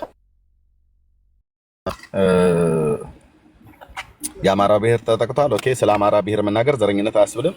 የደረጀ ግን የባሰ ነው፣ የከፋ ነው። በቃ ጥርስ ያወጣ አይን ያፈጠጠ እንደሚባለው አይነት ነገር ማለት ነው። እና አሁን የኢትዮጵያ ቤተክርስቲያናት ምን ብለው ነው መግለጫ እንዲሰጡ የምትፈልጉት? ወንድምነት 10 ዓመታት 40 ዓመት ሙሉ ከቤተክርስቲያን ታሪክ ውስጥ የጠፋ አንድ ቀን በመድረኮቻችን አይተኑ የማናውቀው ሰውዬ ላይ የትኛውም የቤተክርስቲያን አባል ያልሆነ በየትኛውም የቤተክርስቲያን ውስጥ የማያገለግል ሜምበር እንኳን አይደለም፣ ጥሩ ምዕመን እንኳን አይደለም። ከእድሜው አኳያ መጋቢ ሆኖ ባለው ተሰሚነት በወንጌላውያን አማኞች ልብ ውስጥ ካለው ተሰሚነት አኳያ ቢገስጽ ቢመክር የቤተክርስቲያን አስተዳደር ውስጥ አሪኮ ደረጀን እኮ ልናየው የሚገባው የት ነበረ? እንደው ምናልባት ለሌሎቹ ለቀው ዞራሉ እንጂ እሱ እኮ በትልልቅ አብያተ ክርስቲያናት መሪዎች ጋር በኢትዮጵያ ወንጌላውያን አብያተ ክርስቲያናት ህብረት ውስጥ በትልቅ ደረጃ በፕሬዝዳንት ደረጃ በመጋቢነት ደረጃ ልናየው የሚገባ ሰው ነበር። ግን ያንን ሆኖ አላገኘው ነው እና 4 ዓመታት እኮ ማለት ነው ኦልሞስት ወደ 40 ዓመት አካባቢ የቱ ጋር ነው የትኛው ቤተክርስቲያን ላይ ሲቆሞ ሲዘምር ያያችሁት? ቃለ ሕይወት፣ ሙሉ ወንጌል፣ መሰረ ክርስቶስ፣ መካነ ኢየሱስ በእነዚህ 40 ዓመታቶች ውስጥ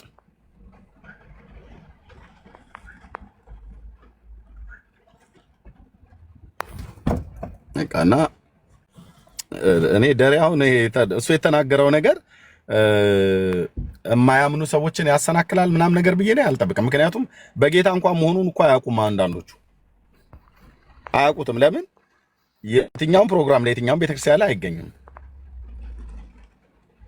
አያውቁትም። ቤኪ ጴንጤ መሆንህ ሶሻል ሚዲያ ላይ የሚታወቀውን ያህል ዘማሪ ዶክተር ደረጀ ከበደ ጴንጤ መሆኑ አይታወቅም፣ በማያምኑት ዘንድ ማለት ነው። ካልሆነ በስተቀር አያውቁትም። ወንጌላውያን አማኞች ነን የምናውቀው እንጂ የማያምኑቱ አያውቁትም። ሲነገራቸው ነው እንዴ እኮ ታዋቂ የነሱ እኮ አንጋፋ ዘማሪ ነው ምናምን ነገር ተብሎ ሲባል ነው እንዴ ምናምን ነገር ብለው የሚሉት እንጂ አያውቁትም።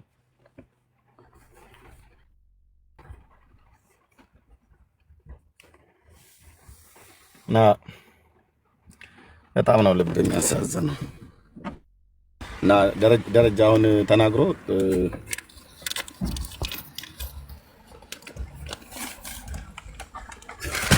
የእሱ አይነቶች 60 እና 70 ሰዎች ወጥተው ቴዲ አፍሮ መጥምቁ ዮሐንስ ነው ብለው ስላሉት ወይ ደግሞ የቴዲ አፍሮ ዘፈን ወንጌል ነው ሲል ሰምቼዋለሁ። ወንጌል ስለ እግዚአብሔር ልጅ ስለ ኢየሱስ ክርስቶስ መሆኑ ቀረና ቴዲ አፍሮ ሆነ። ምንድነው በትንቢተ ሕዝቅኤል መጽሐፍ ምዕራፍ 28 ላይ ስለ ጢሮስ ንጉስ የተነገረ ቃል አለ። እሱ ነው ወደ መንፈሴ ላይ የሚመጣው። ለጢሮስ ንጉስ የተሟሸ ሙሾ የተነገረ ቃል አለ እና እንደዚሁም ደግሞ ለኤዶሚያስ የተነገረ የፍርድ ቃል በትንቢተ አብድዩ ላይ እንደዚሁ አለና ቤቴን በከዋክብት መካከል አደርጋለሁ በሰንጣቃ ዓለት ውስጥ እኖራለሁ ብለህ የምትል አንተ የልብ ትዕቢት አታልሏል እና ምንም እንደ ወደ ሰማይ ብትወጣ ከዛ ወርደሃለሁ ይላል እግዚአብሔር ይላልና ደረጀ እግዚአብሔር ሳያወርደው ራሱ በዚህ ነው ያልክ ተፈጥፍጦ ማልኩት በቃ ተፈጥፍጦ በዚህ ትውልድ መካከል እግዚአብሔር በሰጠው ጸጋ ከፍ ብሎ ነበር፣ ግን ራሱን ፈጥፍጦ የተገኘ ሰው ማለት ደረጀ ከበደ ነው። ልጆች እኛ በተከበርክበት እግዚአብሔር በሰጠ ጸጋ አገልግል ብለን በእንባ ለምኜዋለሁ። እኔ ሶሻል ሚዲያ ላይ አያቀኝም በእንባ የአባቶች ያለ እያልኩኝ እያለቀስኩኝ እነ ፓስተር ተስፋዬ ጋቢሶ ይሄንን ስራ እየሰራን ነው እናንተም ልትረዱን ይገባል ብለው ደውሎ ነው ያወራኝ። ፓስተር ተስፋዬ ጋቢሶ ደውሎ ስራ ሳንሰራ ቀርተን አይደለም ሰምተነዋል፣ መልእክትን ሰምተነዋል ብሎ ማለት ነው። የአባቶች ያለ ብለን ስንጮህ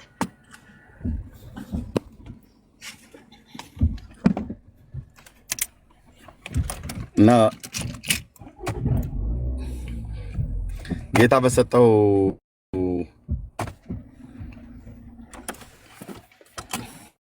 ጸጋ ተሰምቶ ነበር። በወንጌላውያን አማኞች ማንዋሻው ማንክደው በወንጌላውያን አማኞች ልብ ውስጥ ስፍራ ነበረው ደሬ። ግን በቃ እለት ካልወጣው ምናምን ነገር እያለ በዚህ ነው ያህል ዝቅጠቱ ዘግቷል። ወንድሞቼ ዘረኛ አትሁኑ እሺ። በቃ ባጭሩ ዶክተር ደረጀ ከበደ ለኦሮሞ ሕዝብ በጣም ከፍተኛ ጥላቻ እንዳለው እውነቴን እነግራቸዋለሁ። እንደ አንድ ትንሽ ሰው ግን ጌታ ጸጋ እንደሰጠው መንፈስን ዴዘርን እንደሚያደርግ ሰው ማለት ከፍተኛ ጥላቻ ነው ያለው። አይዶን ነው እኔ ራሱ ብሔሩን ነው የሚጣለው። ኖት አብይን የአንዳንድ ሰዎች እንደዚህ ይገለጥባቸዋል። በቃ አንዳንዶች ፖለቲካውን ሊቃወሙ ይችላሉ፣ መብታቸው ነው። አብይን ዘቅዝቀ መሳደብ ትችላለህ፣ መብትህ ነው።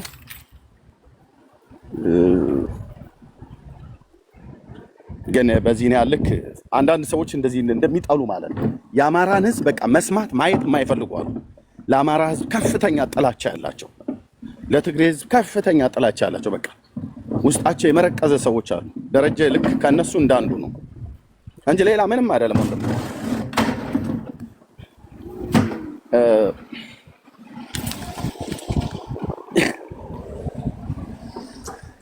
ጌታ ይርዳቸው።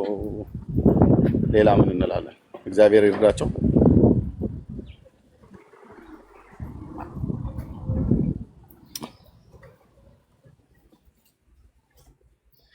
ወንድም ቤታዬ ኤርሚዬ ካላስቸገርኩ ወደ ስራ ልገባ ስለሆነ አንድ ኮንፊውዝድ የሆንኩበት በዚህ ሀሳብ ኢሹ ላይ በቤኪ ባነሳው ሀሳብ ኢሹ ላይ ወይ ዶክተር ደረጀ በተናገረው ኢሹ ላይ ለ8 ዓመት ጥያቄ ሆኖ ያለብኝ ነገር ነው። በመልካም ቅንነት እንደ እድሉን ከሰጣችሁኝ እጠይቃለሁ። መልሱን ለመስማት ዝግጁ ነኝ። ዛሬ ኦኬ ላይ ከ2 ሰዓት ላይ ወደ ስራ ስለምወጣ ነው። ሰው መጠየቅ እችላለሁ? ያቀጥላባ ግን መጀመሪያ ከኛው ነህ? ክርስቲያን ነኝ እና ምንድነው እኔ ዘፈን ኃጢአት ነው ከሚሉት ወገን ላይ ነኝ። ግን ጥያቄ ይሆንብኛል ብዙ ጊዜ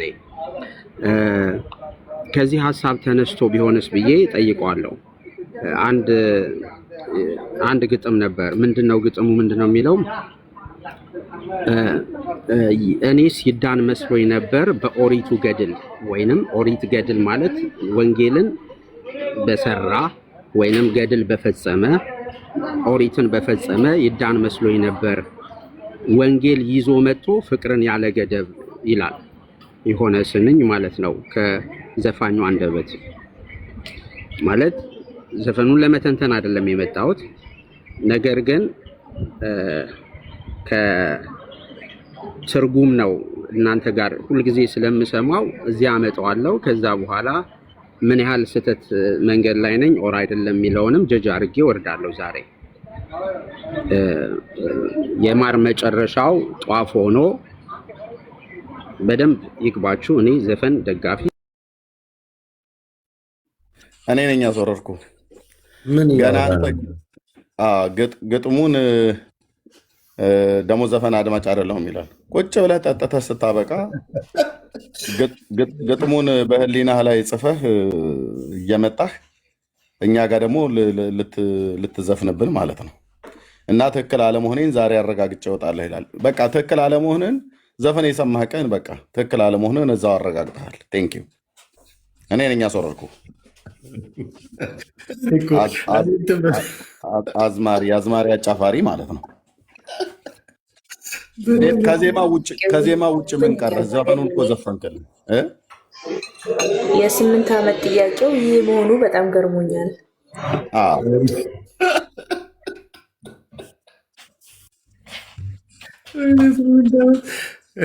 እኔ የምለው ወንድምነት እኔ በነገራችን ላይ አም ሶሪ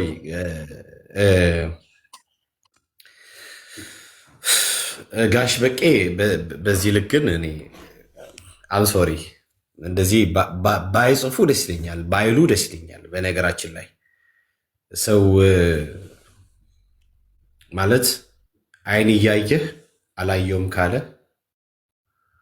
ሚዲያዎች ሲያወሩ በዓለም አደባባይ ሲመሰከር እየሰሙ አልሰሙም ጆሮ ዳባ ልበስ ብሎ ካሉ እንግዲህ እርስዎንም እጠረጥሮታለሁ እርስዎንም በጣም እጠረጥሮታለሁ። በተለይ ትልቅ ሰው ሆኖ ሰው ሰላም ላይ ካልሰራ፣ ሰላም እንዲመጣ ካልጸለይ፣ ሰላም የሚመጣበትን እያንዳንዱን ያገኘውን እድል መጠቀም ካልቻለ እሱን እጠረጥራለሁ። አሜሪካ ከሚሆኑ ወደ ሀገር ይግቡ። በቃ እንደዛ ብሎ የሚያምኑ ከሆነ ወደ ሀገር ይግቡ። ወደ ሀገር ገብቶ ሄዶ ከፈለጉ በስክሪፕቶ ከፈለጉ በጠመንጃ ይታገሉ። ምን ይሰራሉ እዚህ ቲክታክ ላይ ታዲያ? ምንም አይሰሩ። በነገራችን ላይ ገብቶ ይታገሉ። እንዲህ እኔ እኮ በድሮ እንትን ላይ ስታክ ያደረገ ሰው እኔ እንጃ ነው።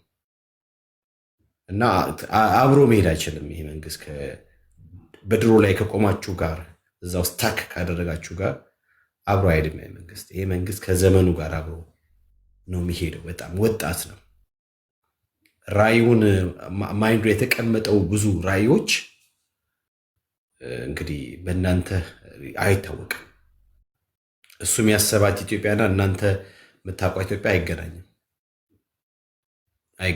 ስለዚህ ዲናይ ባያደርጉ ችግር የለውም እኮ ለምሳሌ ባይደግፉ ችግር የለውም። ይሄ ጥሩ ነው እዚህ ጋር ለምሳሌ ምናምን ተብሎ ይባላል፣ በዚህ ይባላል እንጂ እያዩ ሀገር እየገነባ ሀገር አፍራሽ ይላሉ። በዚህ ልክ እንደው ከእርሶ ይጠበቃል እንደዚህ አይነት ንግግር? ምን ነው ጋሽ ማን ናቸው? ጋሽ በቀለ ነው ምናምን የሚባሉ ሰውዬ ጋሽ በቀለ መኩሪያ ነው ምናምን ነገር እና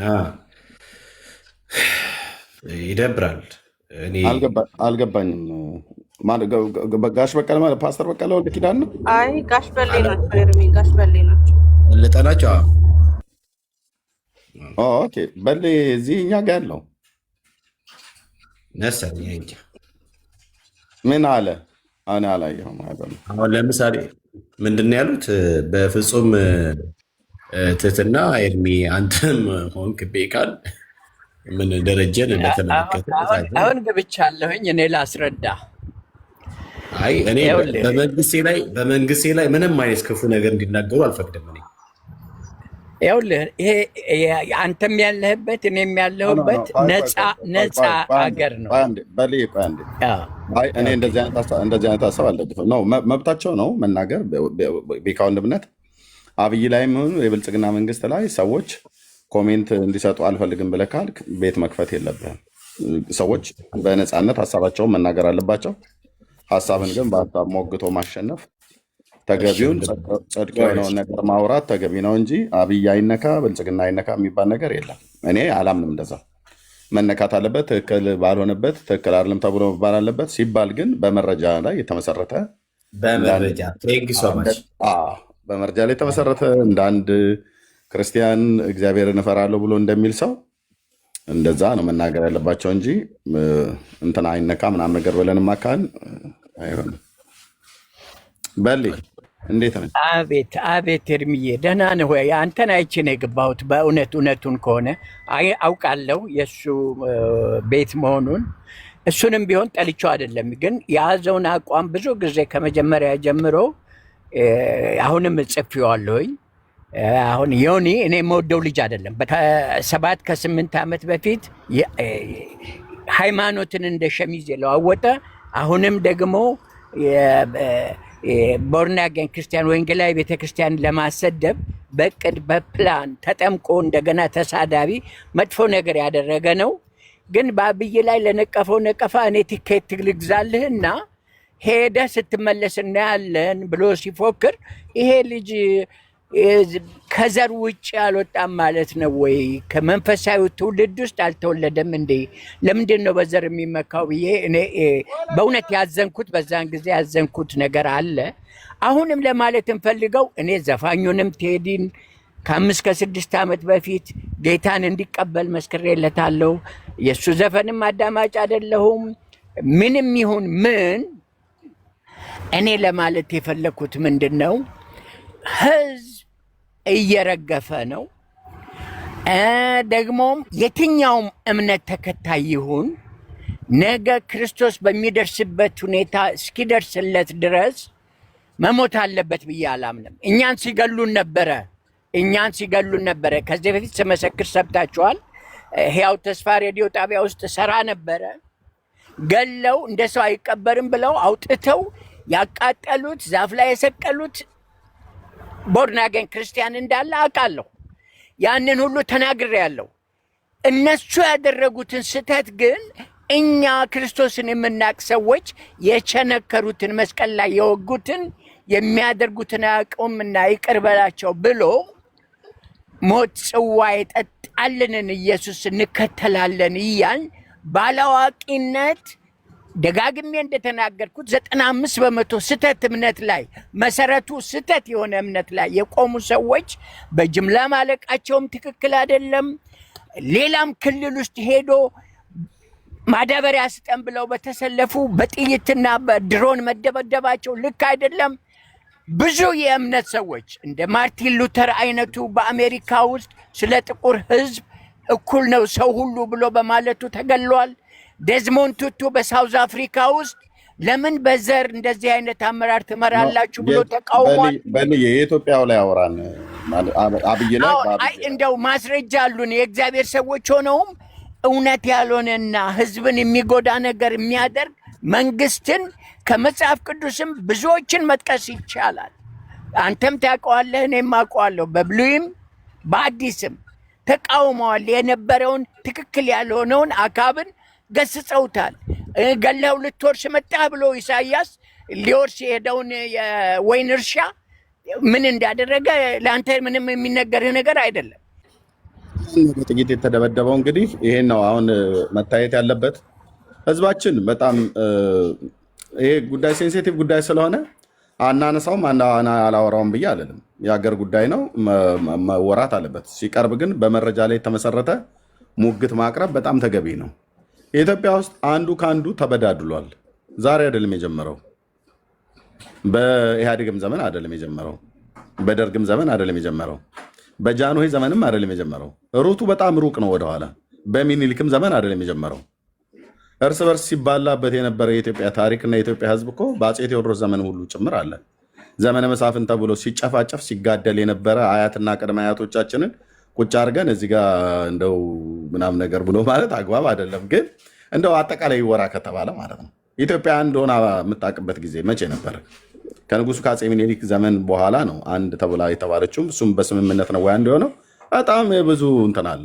አንደኛው ብሔር ሌላኛውን ብሔር ለማንቋሸሽ የሚሄድበት ርቀት ተረት ከነተረቱ ጭምር ማለት ነው። ኦሮሞ በአማራ ላይ የሚተርተው አማራው በኦሮሞ ላይ የሚተርተው፣ ትግሬው በአማራ ላይ የሚተርተው፣ ትግሬው በኦሮሞ ላይ የሚተርተው፣ ኦሮሞ በትግሬ ላይ የሚተርተው ተረቶቻችን ሁሉ እንኳን ጭምር አብረው ሊያኗኑሩ እኮ የማይችሉ እና አሁን አብይን አብይ ብለው ቢሉ ኦኬ አብይ እኔ አላጠፋም ብዬ አልልም። ከዚህ በፊትም ተናግሬያለሁ። በምድራዊ መንግስት ውስጥ ሕጸጽ ያልተገኘበት ስህተት ያልተገኘበት የማንም መንግስት የለም። የዳዊት እንደ ልቤ የተባለው የዳዊት መንግስት ውስጥ እንኳን ስህተት ተገኝተዋል። ይዲዲያ ተብሎ በሰለሞን ማነው በናታን የተጠራው ሰለሞን እንኳን በደል ተገኝቶበታል በመንግስት ውስጥ ማለት ነው። የአብይ መንግስት በጣም ንጹህ ነው፣ ጽድቅን የሞላ ነው ምናምን ነገር ብዬ አልልህም። የተሳሳተበት ስህተት አለ ይኖራልም፣ ሰው እንደመሆኑ መጠን ማለት ነው። ደግሞ ስለ ኢትዮጵያ ደግሞ ያለማው አለ። አፄ ሚኒሊክም በዘመናቸው ያጠፉት አለ ያለሙትም አለ። አፄ ኃይለሥላሴም ያጠፉትም አለ ያለሙትም አለ። አሁን ያጠፉትን ስንናገር ሰማይ አይታረስ ንጉሥ አይከሰስ ምናምን ነገር ብሎ የሚል የድሮ ቂላቂል የአባቶችን ቂላቂል ይዞ መጥቶ እንትን ሊል ይችላል። የአፄ ሚኒሊክ ስህተታቸውም ሊነገር ይገባል። ይሄ ነው ስህተታቸው ብሎ የሚል በትክክል የአይን ምስክሮች የሆኑ የተጻፈ ነገር ካለ ጸሐፌ ትእዛዝ የተባሉትን ሲጽፉ እኮ እሳቸው ንጉሱ ምናምን ነገር እየተባለ ማሞካሸት ብቻ አይደለም ስህተታቸውን ሁሉ ጭምር ነው መነገር ያለበት። እሱም ባይናገሩ ቅድመ አያቶቻችን ምናምን ነገር የሚናገሩት አለ። አፄ ኃይለሥላሴም ልክ እንደዚሁ የሰሩት ለኢትዮጵያ የሰሩት ደግሞ ያበላሹትም አለ።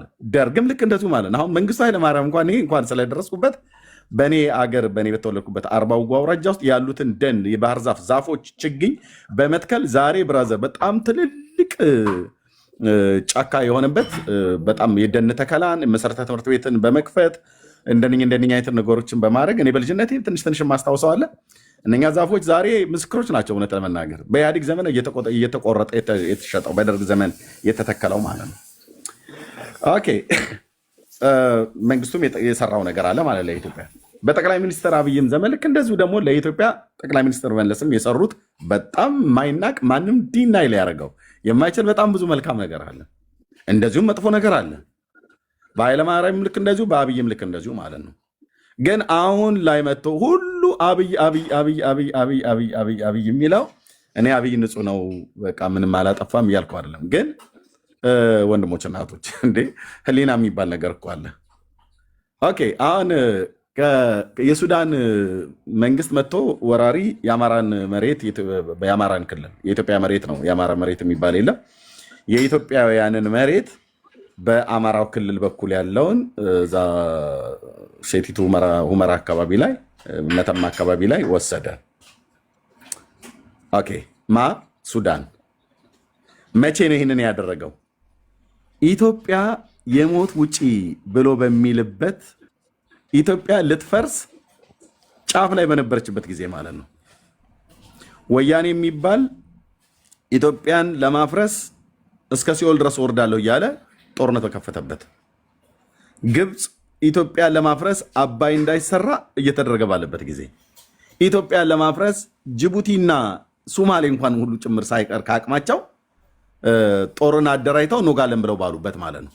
እኛ በዓለም ዙሪያ የተበተንን ማቅ ለብሰን ጥቁር ለብሰን አንድ እድል ስጠን እያልን በምናለቅስበት ጊዜ ከውስጥ ያሉ የኢትዮጵያ ጠላቶች እኛ ከውስጥ ጦርነቱን እንጀምራለን እናንተ ደግሞ ከውጭ መሬቱን ውረሩ ብሎ በሚል አይነት የተቀናጀ የመሬት ወረራ ማለት ነው እንጂ ሱዳን እንደ ሀገር ኢትዮጵያን በሰላሙ ጊዜ መሬት ልውረር ብላ አልወጣችም። ያውቃሉ፣ የኢትዮጵያን ሰራዊት ያውቃሉ። ስለሚያውቁ አያደርጉትም።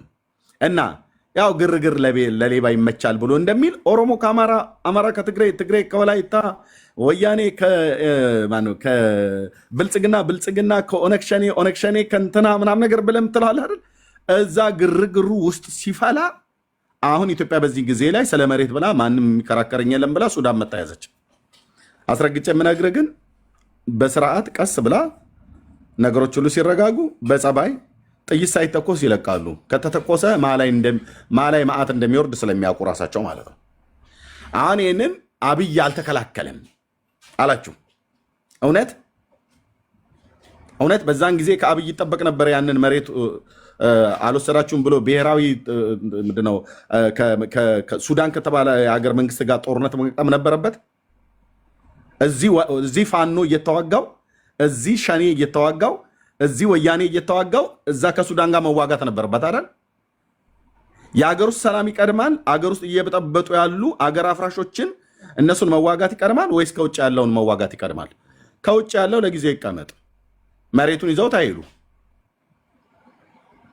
እዚህ ግን ኢትዮጵያ መፍረስ አለባት አብረን መኖር የለበትም ብሎ የሚላል አብይ። እንደውም ስላለ ነው ኢትዮጵያ የቀጠለችው። እውነት ለመናገር አብይ በዛን ሰዓት ላይ ይሄው በቃኝ እኔ ብሎ ትቶት ቢሄድ የጎበዝ አለቃ መፈንጫ ነው የምትሆነው። ማንም አማራ ኢትዮጵያን አይመራትም፣ ማንም ኦሮሞ ኢትዮጵያን አይመራትም፣ ማንም ትግሬ ኢትዮጵያን አይመራትም። እርስ በርስ ነበር የሚተላለቀው። በተለይ እነዚህ ሶስቱ ብሔራት አብይ ይሄው በቃ ይሄው ስልጣን አይደል የምትፈልጉት እኔ ጥዬ ወጥቻለሁ ብሎ ቢወጣ ኖሮ ማን ነበር አዲስ አበባን የሚይዛት? ማን ነበር 4 ኪሎን ይዞ ኢትዮጵያን ብሔራዊ አንድነቷን አስጠብቆ ለሚቀጥል የነበረው? እመኑኝ፣ ሞቃዲሾ እንኳን ሶማሌ እንኳን 2 እና 3 ቦታ ላይ ምናምን ነገር አደ ተበታተን የተባለው ኢትዮጵያ ከ10 ምናምን ነገር በላይ ነበር የምትበጣጣሰው። በእሳት ውስጥ የተፈተነ ሰው ነው እንደውም አብይ። ግን ምን ያደርጋል የኢትዮጵያ ሰው፣ እኔ ከወንድሜ በለጠ ጀምሮ ማናችሁንም አላምንም። ለጠቅላይ ሚኒስትር መለስ ዜናዊ ሞት አልቅሰው ደረት እየደቁ አጣን እንቁ ሰው አጣን በለው ቤተ መንግስት ድረስ እየነፈረቁ ማንም ኢህአዴግ ማንንም አላስገደደም። በወቅቱ ጠቅላይ ሚኒስትር መለስ በተቀበሩ ሰዓት ላይ ማንም ለቅሶ ውጡ ብሎ ያስገደደ የለም።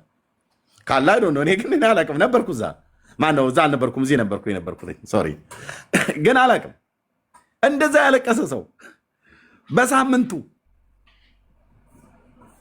ትግራይ አንበጣ በል እያለ ስለ አብይ ብሎ የትግራይን ህዝብ ይሳደብ ነበረ። ነውረኛ ትውልድ ማለት ነው። ሶሪ መለስን ስለመለስ ብሎ መለስ ካጠፋ መለስን መናገር አልቀሳ እኮ ቀብረዋል እኮ ባለፈው አጣን እውነተኛ መሪ እየተባለ። ለዚህ ነው የኢትዮጵያ ህዝብ አላምነውም ብዬ የምልህ። ወዲያውኑ ደግሞ በማግስቱ ደግሞ ይሄ ወያኔ ይሄ ትግሬ አንበጣ በል እያሉ ትውልዱን የሰደቡት ትውልዱን የረገሙት ተገቢ አይደለም፣ ተገቢ አይደለም።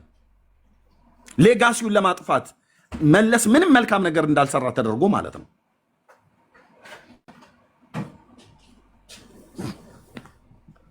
ጥቂትም ቢሆን እና ኢትዮጵያ ውስጥ ሀሳብ ስንሰጥ ራሱ እንደ ይቅርታ እዚህ ወገኖች ሁሉ ስላሉ ሀሳብ ስንሰጥ በትክክል በሰከነ ነገር በመረጃ ላይ ተደግፎ ቢሆን ጥሩ ነው። አብይ ስንት ነው የላከው ሽማግሌዎችን፣ ወንድሞች፣ እናቶች። ድራማ ነበር እንዴት ሲሰራ የነበረው? ዞር በል እባክህ አንሰማም ነው ያሉት። ሽማግሌዎችን ያልሰሙ ወያኔ ብለህ ብትል፣ ሽማግሌን ያልሰማ ፋኖ፣ ሽማግሌን ያልሰማ በኦሮሚያ ክልል ላይ ሸኔ ሽማግሌ ስንት ነው የተላከው? አባገዳዎች ሀደ ሲንቄ ተልከዋል። ሸኔውን ማለት ነው። ታው ይቅር ምናምን ነገር እየተባለ ማለት ነው። አንዳቸውም እርቅ አንፈልግም ነው ያሉት። አንዳቸውም ሰላም አንፈልግም እና ጦርነት ነው አሉ። እንግዲህ ራሱ ጀራናሉ ሲናገሩ የሰሙት ጀምረሃል፣ ከጀመርክ በኋላ የመታኝ በዚህ ነው የተመታሁት በዚህ ነው ብላ አትበል። ውጡና እንደውም እኮ ከህዝብ ውስጡና ከህዝብ ስር ወጣችሁ ለብቻ ገጠሙ ጦርነት ነው ተብሎ የተባሉት ግን የገጠመ የለም። ወያኔም የተባለው ሄዶ በትግራይ ህዝብ ውስጥ ተደብቆ ነበረ ሲዋጋ የነበረው። ስለዚህ በዛ ጦርነት መንግስት ለሚመልሰው መልስ ህዝብ አብሮ ጠፍቷል። ከነኛም ከነዚህም ማለት ነው። ልክ ነው። ፋኖም ሲዋጋ ሄዶ አባይ በረሃ ውስጥ ገብቶ አይደለም የተዋጋው። የኢትዮጵያ መከላከያ ሰራዊት ፊት ለፊት አይደለም የገጠመው። ያደርግ የነበረው ገበሬዎቹ ስር ገብቶ ነው። በዚህ ምክንያት ደግሞ ብዙ ሰው ሞቷል። ሸኔም ህዝብ ስር ተደብቆ ነበር ሲያደርግ የነበረው በወለጋ፣ በአርሲ፣ በባሌ በተለያዩ ቦታዎች ላይ ማለት ነው።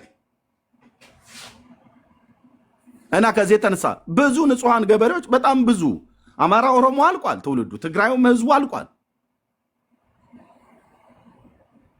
ስለዚህ አብይ ጦርነት ለመክፈት ምክንያት የሆኑት ወያኔ፣ ፋኖ፣ ሸኔ ብሎ የሚል ራሱን ያደራጀ በመሳሪያ ነው ማምነው ቁጭ ብሎ መነጋገር የሚባል ነገር አይሆንልኝም ብሎ ያለ ትውልድ ጦርነት አነሳበት ማለት ነው። ስለዚህ እነሱ ለመምታት ኤርሚ እንዳላቋርጥ ብዬ ነው። ትንሽ ነገር ቀና ባደርግህ ደስ ይለኛል። ይህም ማለት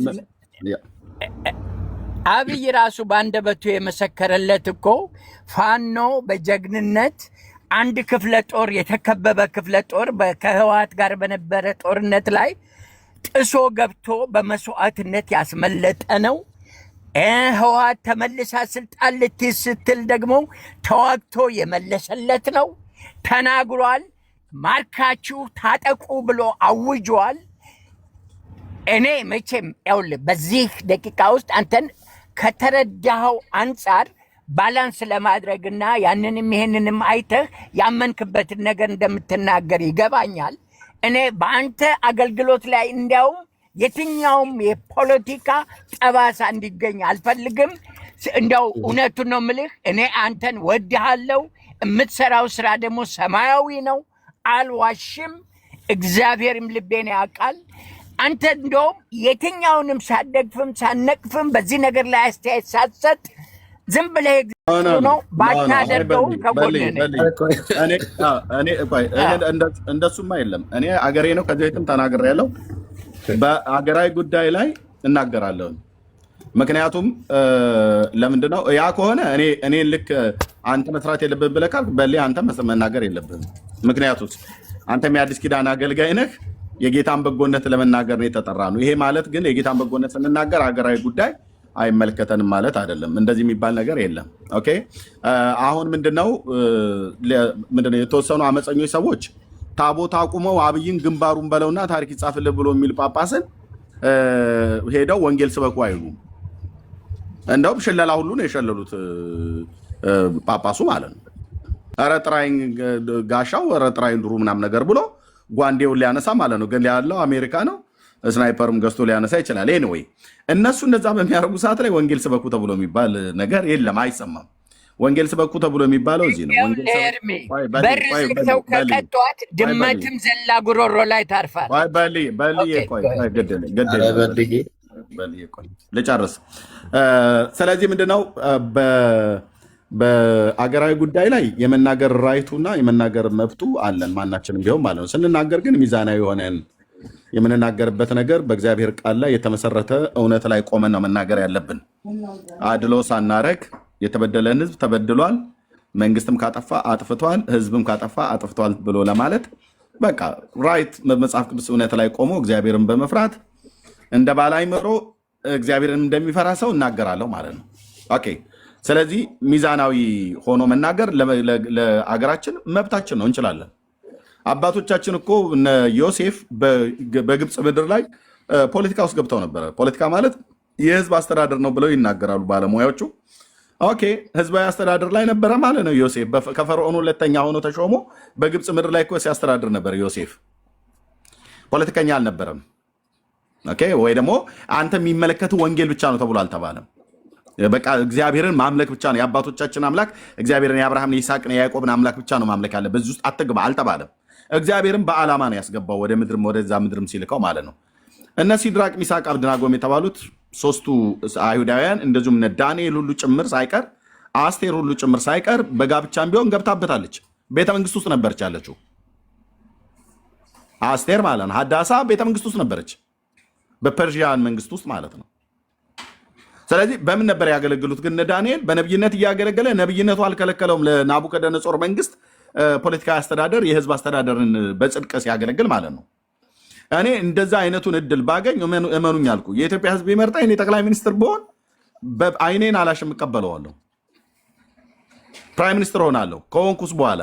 ያው ግን አብሮ የሚተባበር የጽድቅ አገልጋይ ከሌለ በስተቀር ምድረ ሆዳም ግን ከተሰበሰበ ሊያበላሽብህ ይችላል። እኔ ብቻዬን ኢትዮጵያን ለሀገሬ፣ ለወገኔ፣ ለህዝቤ አማራ፣ ኦሮሞ፣ ትግሬ፣ ከምባታ፣ ወላይታ ሳልል ብሔር አድሎ ሳላደርግ በጽድቅ ለማገልገል ቦታውን እግዚአብሔር ከሰጠኝ አገለግል ነበር። ግን አብሮ የሚያገለግል ሰው ከሌለ በስተቀር በፍጹም አይሆንም። አንተ በጽድቅ አገለግላለሁ ብለህ ብትል ያስቀመጥከው ሹማምንት ሌባና ዘረኛ ሊሆን ይችላል። ከየት ነው የመጣኸው? ከሰሜን ሸዋ ከመራ ቤቴ የነፍጠኛ ዘር ብሎ የሚል ተንኮለኛ መርዛም ሰው ሊገኝ ይችላል። ከየት ነው የመጣኸው? ከባሌ ጋላ ነህ ብሎ የሚል ነቀርሳ የሆነ ሰው ሊቀመጥብህ ይችላል። በመጣህበት አካባቢ ሊፈርጅ የሚችል ማለት ነው እንጂ በጽድቅ የሚያገለግሉ ሰዎች እኮ ቢኖሩ ምድርና ሞላ የእግዚአብሔር ናት። በመዝሙር 24 ላይ እንደሚናገረው ማለት ነው። ዓለምና በእሷ ውስጥ ሁሉ ያሉ የማናቸው ይላል? የእግዚአብሔር ነው። የእግዚአብሔር ነው። የእግዚአብሔር የሆነው ነገር ሁሉ የኔ ነው። እኔ እግዚአብሔር ልጅ ነኝ፣ በክርስቶስ ኢየሱስ በማመን የእግዚአብሔር ልጁ ነኝ። አይ ይሄኛው የኔ አይደለም ብያለሁ። ህዝብ የእግዚአብሔር ነው። ወንድሞች እናቶች፣ ህዝብ የእግዚአብሔር ነው። ፍትህን ራሱ እግዚአብሔር በምድር ላይ ፍትህን በትውልዶች መካከል ራሱ እኮ ዳኝነት እኮ አለን ውስጣችን ማለት ነው። ዳኛው እንትና፣ ዳኛው በረከት፣ ዳኛው ኤርሚያስ፣ ዳኛው በለጠ ተብለን አልተባልንም እንጂ ፍትህ እኮ ውስጣችን እኮ አለ። ይሄ ትክክል ነው፣ ይሄ ትክክል አይደለም ብለን የምንልበት ማለት ነው። ዘር እየመረጥን ቋንቋ እየመረጥን ከመጣበት አኳያ ሰውን እየፈረጅን አይደለም እንደዛ መናገር ያለብን። ግን አብይ ሰው ጨፈጨፈ ብላችሁ ለምትሉት ሰዎች እኔ አልሞቱም ብዬ አልልም። በአብይ ዘመን ነው ኢትዮጵያ ገደል የገባችው ብለው ሲያላዝኑ የሚሰሙ ሰዎች አሉ። እውነት እውነት እውነት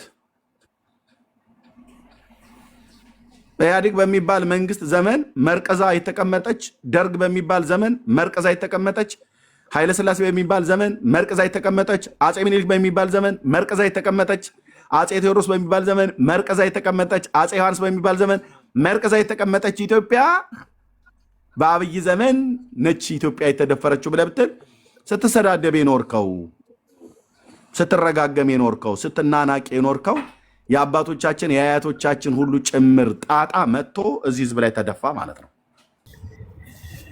በስድብማ እንደ ጉራጌ የተሰደበ የለም። ኤርሚ እንደ ጉራጌ በሌ ጉራጌ ብቻ አይደለም የተሰደበው፣ አማራም ተሰድቧል። አማራም ተሰድቧል፣ ኦሮሞም ተሰድቧል፣ ትግሬም ተሰድቧል፣ ጉራጌም ተሰድቧል፣ ሻንቅላ እየተባለ ተሰድቧል። ህዝቡ ሁሉ ማለት ነው። ሁሉም ተሰድቧል። አንድም ንጹህ የለም። አንድም ንጹህ የለም። አንድም ንጹህ የለም። እርስ በርስ ተብኳክቷል፣ ተሰዳድቧል፣ ተርቷል፣ አስተምሯል። ልጆቹን ጥላቻ እንደ ጡጦ ግቶ አሳድጓል። ስለዚህ ያንን ጠብቆ ተላለቀ ማለት ምን ነበር ያለው ክቡር ዶክተር ለማ መገርሳ? ይህን ተናግሬ ጨርሳለሁ። ክቡር አቶ ለማ መገርሳ፣ ዶክተር ለማ መገርሳ ምን ነበር ያሉት? ኦሮሚያ ክልል ላይ በነበሩበት ጊዜ ፕሬዚዳንቱ በነበሩበት ሰዓት ላይ ገና ያኔ የጭንቁ ጊዜ ማለት ነው። ምን ነበር ያሉት? በእኔ ያገዛዝ ዘመን ህዝብ እርስ በርስ ሲተራረድ ማየት አልፈልግም። የተሰራው ሴራ አደገኛ ነው፣ እንድንተራረድ ነው ብለው አይደል እንዴ ባህር ዳር ተንደርድረው የሄዱት ክቡር አቶ ለማ መገርሳ ኦሮ አማራ ብለው።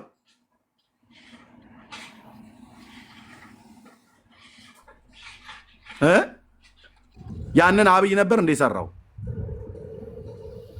ትክክል ሰምቻለሁ ያሉትን አቶ ለማ በቃ እኔ ፍትሃዊ አይደለም። እኔ እዚህ ጋር አቆማለሁ።